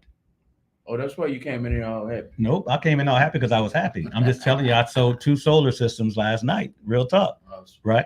It's real. So the point is, when we put together the proposal, how we were able to even come up to it with a proposal is I asked a friend and basically ask a couple of questions. I'm like, hey, are you like Cindy and I, where your bills are pretty high and pretty steep during the summer months, during that, that heat wave? Were you experiencing incredibly high bills? And she was like, absolutely. My bills were stupid high, right? And I said, well, let me ask you a question. Do you believe that you need that power to generated power in your house? Is it needed? Is there any choice that you have to have? I mean, that you can have? She said, no, there's no choice. I got to get it. And that's why they can charge you whatever. I said, well, do you also believe that inflation is real? That these costs are only going to go higher and higher? She said, of course. So here's the situation. We just asked her to give me a copy of your bill and let me just run an analysis. And I'm not running the analysis. I'm actually just uploading her bill into the system, right? Into my free website. The free website is run through artificial intelligence, right? It analyzes the bill, and then within 24 to 48 hours, it spits out the results. The results in this lady's case is that what she's generating from her utility company on a yearly basis can be done by putting 17 solar panels on her home, right? It will generate the exact same 9,542 kilowatt that she's getting from the utility company. That comes directly from her bill. And let's be 100% with one another, even as I'm losing some of you off audience, because you're saying, oh, he's talking about solar. He's talking about utility bills. We already said the best way to make your bank account bigger is to save money or earn more money or do both. So I'm just talking about how you can save money on something that's inevitable. You're going to have to pay unless you're going to be lighting candles and burning wood to cook your food like you were in caveman days. And this ain't no Geico commercial, right? So the bill tells us how much she's actually paying, because most of us don't know how to break down our bill. I'm a mortgage guy. I don't know how to break down my bill. When he was asking me questions about my bill, when I uploaded our bill into the system, because we're obviously looking to get solar, right? And I'm thinking like, I don't know enough about this to know anything. I uploaded this bill and I got the same analysis that I'm looking at right now. This particular analysis, 17 panels is all that's needed for her to generate the same amount of energy that she was generating by going to the utility company. But here's what most of these guys knocking on your door, trying to sell you solar, do not tell you. With this particular proposal, she has what's known as a percentage of offset, right? And you want to be at least 100% offset. And what that basically means is if you get a solar system placed on your home, you want it to produce enough energy to offset the need to get electricity from your utility company. Does that make sense? Yes. If it's at 100% offset, that means that my solar panels, in her case, 17 of them, is going to generate enough power, sufficient power that I'm used to using and getting from my utility company in the form of an electric bill. Right? My panels are doing that now. Well, with this particular person, this is actually her mom. She's at 116% offset. energy offset, which means that these 17 solar panels, guys, are going to be producing 16% more than what she normally uses on a year-to-year basis. So what does that mean? That means she's going to be getting a 16% credit every year. Now, this might sound crazy, but if you know anyone who has solar, ask around. You'll know that there are some utility companies that have what they call solar energy buybacks, right? And a solar energy buyback basically means that any unused energy that your solar panels produce when it goes to the grid and is issued a credit, right? If you have a surplus, they'll just cut you a check at the end of the year. One of my realtors owns a home here in Houston, Texas. She has solar on her home here. She also owns, and she's from California, she owns a Airbnb in California that has solar panels on it. At the time I was talking with her, she has another Airbnb here in Katy, Texas, right outside of Houston, that she was getting solar panels placed on that home as well. And she told me, she says, Joe, every year I get a refund from my utility company because my panels produce more. Not only is my bill locked in for 20 some odd years, but whatever I don't use, they give it back to me in the form of a credit, AKA a check. Most people that's knocking door to door are not having that conversation with you to let you know, because how will they know until they run the analysis, right? On how much your panels will offset your need to get utilities, in this case, electricity from your utility company, right? So here's what we're doing for this young lady. Well, before we do that, let's talk about what happens when you go solar, that your decision matters when you go solar. Why? Because we're here to protect the planet. I know it's not top of mind for most people, but if you have any kind of consciousness about you, you have to understand that choosing to go solar will save your wallet and the planet. And a lot of people are more concerned about their wallet. So let's deal with your wallet first. But understand the fact that by going solar, it's going to eliminate and alleviate a lot of the carbon emissions that go up in the atmosphere because you're going with an alternative fuel. So this particular person's decision to go solar is the equivalent, listen to this, Malcolm, it's the equivalent of planting 3,855 trees. You would have to plant 3,855 trees to get an equivalent reduction in CO2 emissions than she's getting with her solar panels, right? That's a crazy number. Her solar panels are producing enough energy, guys, equivalent energy to burning 350 barrels of oil. See, this here I can tell doesn't really entertain people, and I ain't trying to entertain them, but I'm just saying this is what saves the planet. By her choosing to go solar, it's the equivalent of planting 123 acres of trees. That's the equivalent reduction of the CO2 emissions by going solar. And that's just for her home. Is there any reason, guys, why the federal government is saying we're going to pay you to consider going solar? If we don't change what we're doing, this planet is going to be a fireball for the next generations, right? It's going to be, I don't even want to know what it's going to be, but we can't selfishly say, because I'm not going to be here, it ain't going to matter, because somebody that we know, love, and that maybe even came out of our loins are going to be here, right? And we want to be conscious of them. So here's her option, right? Here's her option. And let me go back to her current bill, right? Her current bill. So currently, this person is actually paying the utility company and the grid use and everything. She's paying 26 cents per kilowatt, right? Her average bill, right now is not terrible. It's about $178 per month. But how they get that number is basically from their bill. They say what their 1 year is. Not to mention our legacy, our grandchildren's quality of life. Absolutely, that's what it's all about, Candy. That's what we're talking about. It's now we have to move from a very selfish me and my four and no more mentality to, yeah, let's look at the greater good. Now, again, if it was just left to us doing the greater good, I would feel sorry for our planet. That's why I don't feel sorry, because I know people move by their own, personal whims, and there's no one that would rather pay more for the same service than they could. So everybody's looking to save money. So I know that that's going to be the impetus that's going to cause this change, not the heart change of the people. It's not like that. So with this particular person, last year she paid $2,130 for her utilities, right?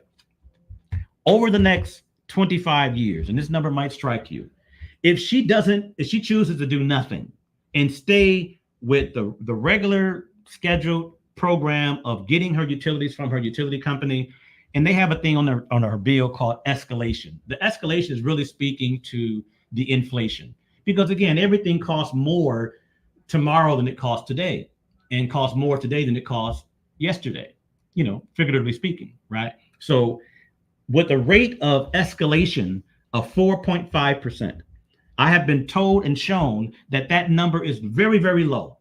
It's really more like 7 or 8%. But for illustration purposes, when we sit down with the people over a Zoom call, we're going over this with them, and we're using the lower escalation factor to not, make the numbers look all big and gaudy. No, we're using a much lower. So she's going to be saving more than what we're actually showing her. But even at a 4.5% escalation, her average bill from year to year, it goes from $177.51, which is rounded up to $178, to the next year, it goes up incrementally to $185.50. The next year, $193.85. The next year, $202.57. And you can see this. This is just basically, again, the cost of inflation, utilizing a modest 4.5% escalation. In the next 25 years, if she does nothing, her average bill will be $636 a month. Now, again, as crazy as that sounds, let's go back to our gas price at $1.25, right? At the time, gas prices were $1.25, and somebody would have told you that you can lock it at $1.25. You probably would have no idea that gas would be $6 a gallon. Or if you're in California, $6 and $7 a gallon. Or let's go a little even more grainier. If you look at the cost of bread today, can't you get a loaf of bread for what's the cheapest you can get a loaf of bread? $3? Something like that. The cheapest is probably $3. The average is probably $4 and sometimes even $5. But I remember long time ago, where we got Wonder Bread, what we call day-old bread, 4 loaves for $1. And I'm not no old gray beard dude that's reminiscing on the 1920s, right? I remember when bread cost 25 cents and 35, 45 cents. Now it costs $4 or $5. That's just called inflation. So to think that a $178 bill in 20 some odd years is going to be $600 some odd dollars is no stretch of the imagination. It's just inflation, right? I've seen, matter of fact, ours was even worse than hers. Jesus Christ. Ours was really, really bad, right? As far as what, our usage is and what we're actually paying, right? So $636 sounds like a lot, but if she chooses to do nothing and stay where she is, right? This year, or should I say last year, she paid $2,130 for the year for her utilities. Over the next 25 years, she'll pay over $129,000, close to $130,000 over the next 20 some odd years, just using a simple inflationary index of 4.5%. Now, that does not include what I do know is coming in the next 12 to 18 months in the state of Texas, in the state of Oklahoma, and maybe even the state of Louisiana, right? Where this power grid being restructured, redone because of its how old it is going to cost billions of dollars, and that cost is going to go and be spread across us, and we're going to pay higher utility bills. In some instances, it's going to be double and even triple. And the justification is to prevent another statewide blackout. We have to repair the infrastructure. It's over 100 years old. And again, the federal government has already granted the state of Texas $60 million to do it. So I know it's on the way. So this woman is paying 26 cents per kilowatt today, right? Our proposal to her is that we're going to lower her kilowatt usage or cost from 26 cents down to 14 cents. Why? Because this company is not trying to gouge people like utility companies are doing, right? It's a totally different setup. It's deregulation at its finest, right?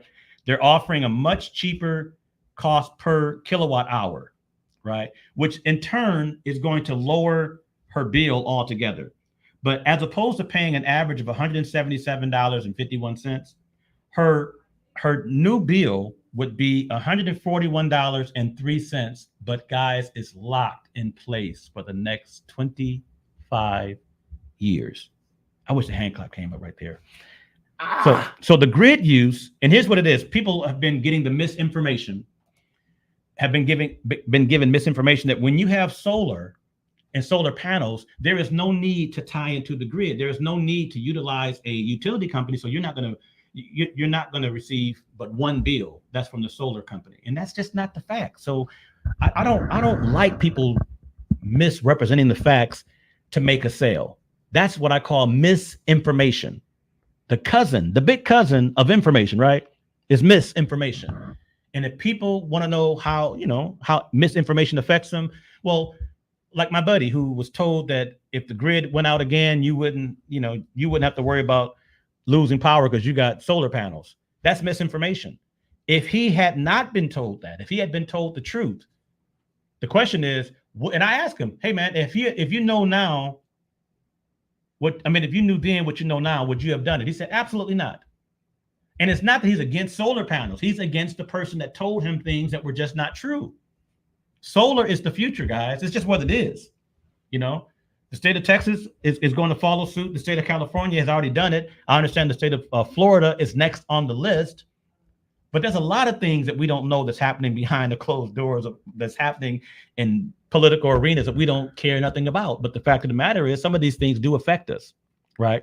So this particular person does have a bill that would be coming from her utility company. But here's her bid. This is her bill, Malcolm, for grid use on a monthly basis. In other words, to be plugged into the grid, her cost is $1.84 every single month. $1.84. The cost, they have what they call fixed costs coming from the utility company, is $10 a month. So she still have a bill coming from the company of $11.84. That's her bill from the utility company. Her other bill that constitutes the $141 total bill is the fact that she's paying for her panels. Her 17 solar panels are going to cost her $129.19 per month. It's fixed just like a mortgage is fixed. That's why this all made so much sense to me when I read it. When I got this, I'm like, oh, it has an APR. And I can tell you the APR is 3.99% over 25 years with no down payment. So there's no money out of pocket. The financed amount in this case for the 17 panels is $33,806.38. Now somebody might say, man, why would I want to pay $33,800 over 25 years? Well, what's the alternative for her? You know what our alternative is, Malcolm? $129,000 over that same time frame. Have mercy. Come on, man. It's the same thing. Same energy, same power, same functionality. You can turn lights on, turn lights off, watch TV, do all the stuff you do. I mean, come on, man. It's the same energy. It's just produced a different way, right? It's converted and it's cleaner. So, but the point is, $33,000, if that sounds like a lot of money, compare that to $129,000 on something inevitable that you're going to pay over the next 25 years. I can't see that yet. Little Scholars Academy says, I've always heard that solar panels are a scam. Nope. It's the people who sell solar who are doing what I just described, is giving misinformation about it. It's being more and more regulated, but let's understand, is that Little Academy? Little Scholars Academy. Little Scholars Academy. I don't know who the person I'm speaking with, but understand that everything is not a scam. Sometimes, people can get scammed in something, but solar isn't the scam. The people doing it is the ones that were scamming, because again, they were giving people misinformation and saying you're not going to get any bills from the utility company. That's just not true. You're going to get a bill. But to the point I'm making with this particular client, they're going to get a bill for $11.84. $10 of that is fixed. It's not going to change. The grid use in her case is $1.84, right? The cost for her solar panels in this case is $129.19 per month. But again, it's set up on a repayment plan or a financing option of 25 years at 3.99%. It's fully amortized. Now, I'm a mortgage professional, so somebody can say, yeah, you're talking scams, but man, I've been doing mortgages for a great number of years. And anyone that questions, not the saying that you are Little Scholars Academy or anyone that questions my knowledge base, questions my integrity, or questions what the hell I'm talking about, they just don't know Cup of Joe.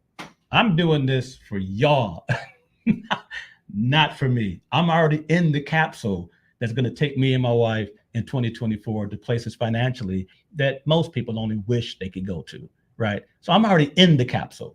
I'm not even inviting you into the capsule. I'm just putting you up on knowledge. You, meaning everyone that might be hearing this. I'm putting you up on knowledge and demystifying this thing, right? Because they said that everything is a scam because they have scammers in it, right? The internet was a scam, right? Everything's a scam. And that's just a mentality that some of us take because, again, it's new to us. So we call it a scam because we don't understand it. So it's no scam here. So here's what the government's doing. $33,806 is the cost of her solar panels. But as I mentioned, we have what's known in the United States of America for all American citizens who are homeowners. We have what is known as the Residential Renewable Energy Tax Credit, right?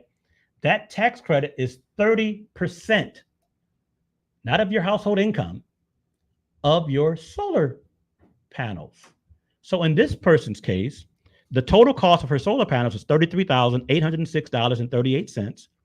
When we add her tax credit, which comes directly from that, it's derived from it and it comes off of that number, what she'd be financing is $23,664.47.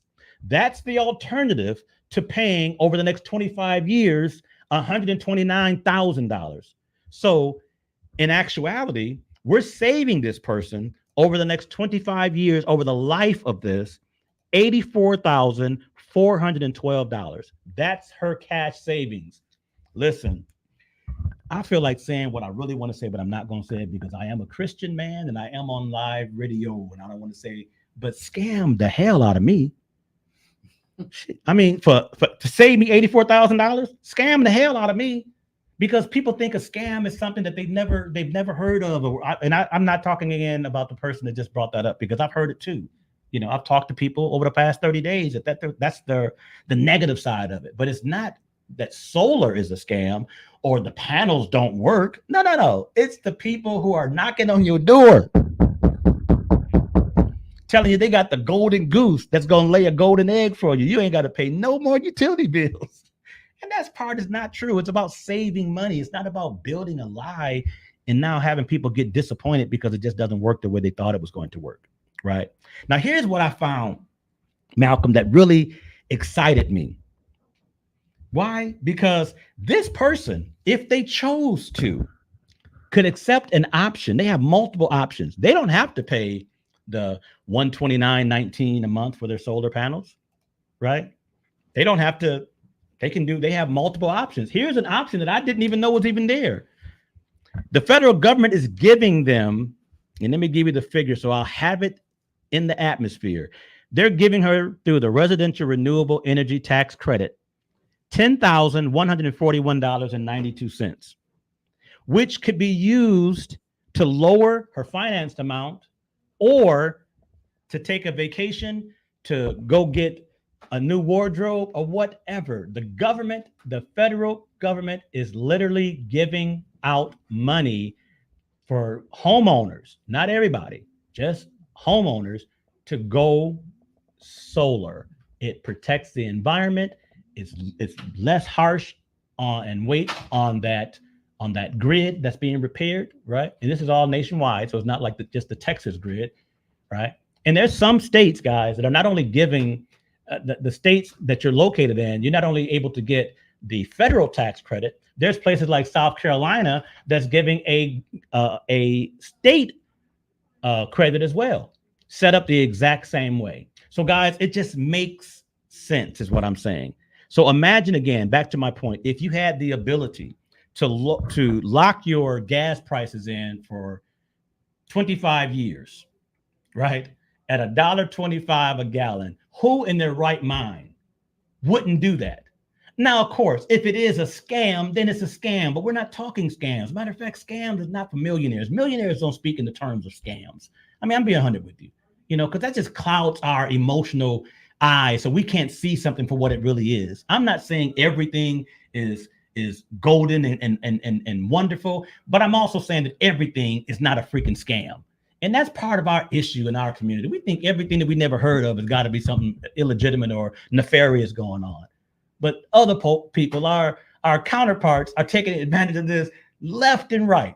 Let's be 100. I ain't scared to say it. White folks been doing this left and right. When black folks talk about it, it automatically got to be a scam. It automatically got to be, it must be some kind of catch. What's the gotcha? It ain't no gotcha. It's the fact that it has to be explained to you. Once it's explained, then you make an educated decision based on the information. The issue with the solar industry from this point and moving back, right, has been the people that's working in the industry who, by the way, earn an average income of over $130,000 a year. That's more than the average income of a mortgage professional, to be 100% honest with you, right? I'm not saying that it's everyone, because a few bad apples can make and put a cloud over the whole industry. But the point is, it's those people giving misinformation, setting improper expectations, moving people to disappointment. That now I've even read recently that there's probably about 6 or 7 that I read about, probably more, obviously more, but 6 or 7 major situations going on where the attorney generals in these 6 different states are literally suing and looking to shut down these solar companies. So to your point, whoever that caller was, to your point, yeah, there's scammers in the industry, just like there's scammers in the mortgage industry. Doesn't mean the mortgage industry is a scam. It's just there's scammers in every industry that we would want and are connected with as consumers or people who are working in the industry, right? So they're cleaning it up. But the point of the fact of the matter is, if you had an opportunity to lock your gas price in and it's legitimate, of course you would do it. That's the move that's happening. And it's evidenced to me by me only getting involved in this for the last 30 days. Just the last 30 days. And anyone that knows how I move, how I rock, I don't just jump into something and jump into it. I jump in and get as much information. And I don't mean information from the company I'm looking to rock with. I'm talking about information. You can tell me what you're going to tell me, but I want to know from the industry. I want to know from the federal government. I want to know from the trends, right? I studied up on why California was the first state to initiate this mandatory solar panels, right? So it's no scam involved. It's just the fact of the matter that it's new, right? And we can't bring in on our vetting of anything our own personal, and because personally, I didn't know enough about solar, so I had to educate myself. And I'm in the process of continuing to do that because I believe it's something that is going to help change a lot of people's lives. The average solar person makes $100,000 a year. They do it by knocking doors, oftentimes talking fast and misleading people with faulty information. But there's another platform, a new business model that's allowing people like myself, right, to get educated on an industry for free. They didn't charge me a dime to get started. They didn't charge me a dime to set up my website. They don't charge me a dime on a monthly basis to maintain anything. I have zero overhead to run this business. And as opposed to knocking on anyone's door, what I'm doing is talking to friends and family. I'm not trying to sell them solar. right? I wish the lady that got solar for her and her mom in one call would be on my radio show today. And she said, no, Joe didn't try and sell me solar. I know Joe, and Joe was just trying to help me save money. That's all he was doing. So he was saying, hey, let me take a look at your bill to see if I can help you save money. And turns out we can help her save money, right? In this case, over 84,000. I have a meeting today with the client, bro, who is saving $211,000. As soon as I said that, guess what? Guess who's calling me? Who's that? The same person I have the meeting with. It's just a realtor of mine. Just text me on something different though. But yeah, so guys, it's something that I believe is and again, you have to be persuaded in your own mind, right? I have been persuaded that to help people get what they want and need in life helps me and my family get everything we want and need in life. And solar makes sense. Freedom Forever makes solar relatively simple. Because again, all the foolishness is eliminated. Because I'm not going to be false, throwing misinformation to my family and friends. Because guess what? They're my family and friends, right? And this lady was sitting here. She would tell you, well, Joe never promised me anything other than seeing how much we can help them. They can help me save. And once we went over the proposal, the findings that came off of her, the information we ascertained from her utility bill, she was pleasantly pleased. Nobody tried to hard close her. Nobody said, you can do this now or no, none of that. It's here's the information.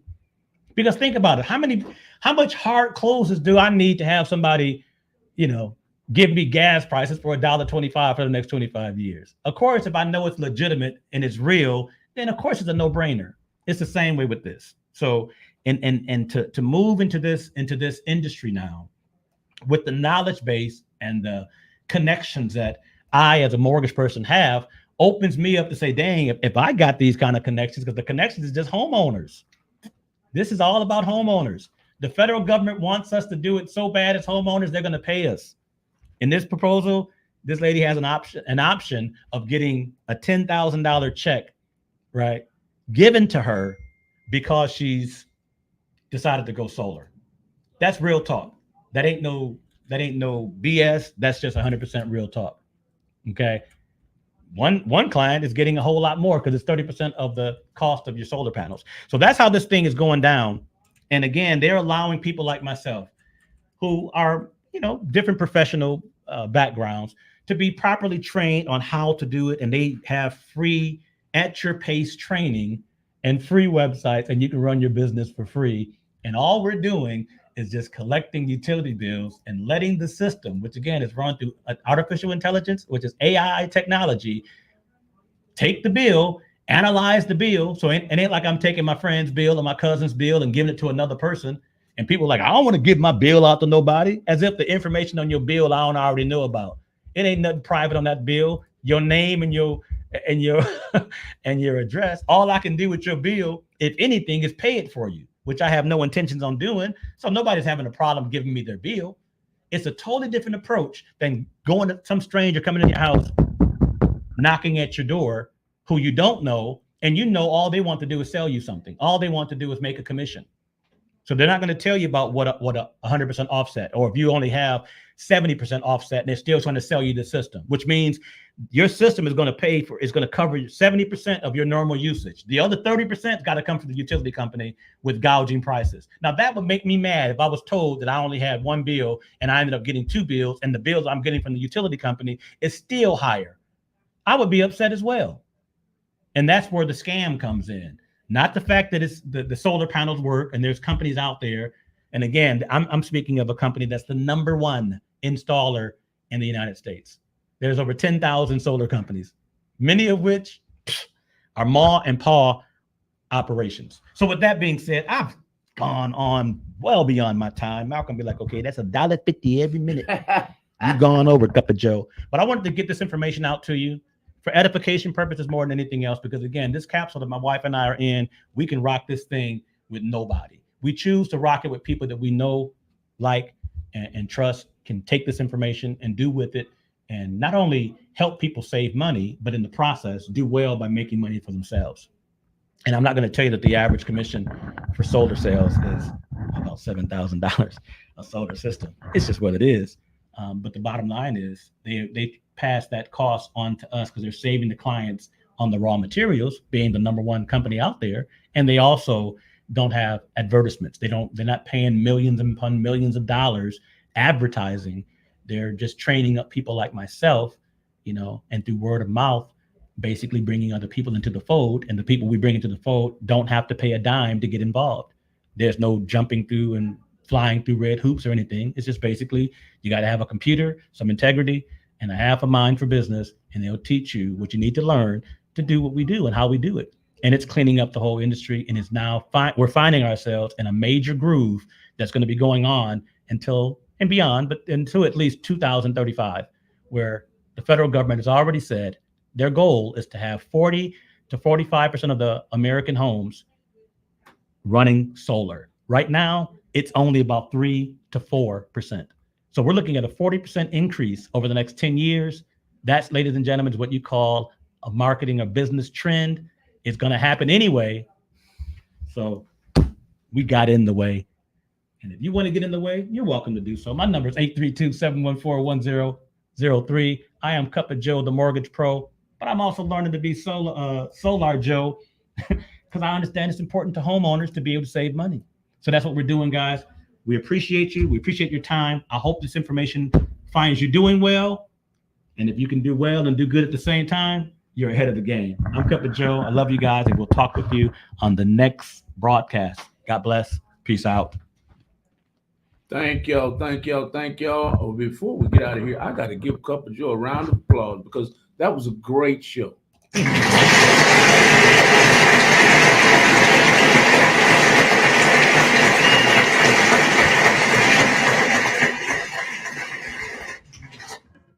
you, my brother. You're welcome. Thank y'all for tuning in. Thank y'all for joining in. The couple of commenters that we did have, thank you for the likes. Thank you for the shares. Thank you for the views. And please continue sharing the video all over the world. We want everybody to know about solar energy and saving money. And like Joe said, he wants you to get in the way of money. Get in the way and bring it into your crop. We want you to join in every Wednesday, every hump day from 10 a.m. to 12 noon for more Cup of Joe morning show. And as we go out on our jingle, we want you to see what this show is all about. Just look down at the bottom of your nose down there and look at the flyer, and it'll explain everything the show is about. Good day, everybody. Happy hump day from the Cup of Joe morning show and Real Talk 100 Radio. Cup of Joe morning show. It's the Cup of Joe. Yeah. Good morning. Cup of Joe morning show. Yeah. Cup of Joe morning show.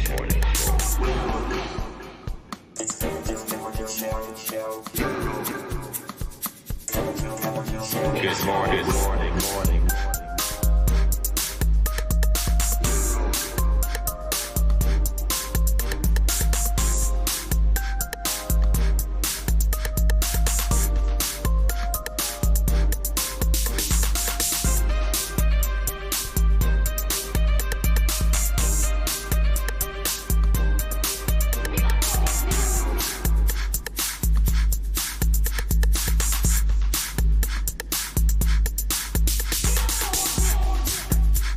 Okay, but let me roll these people.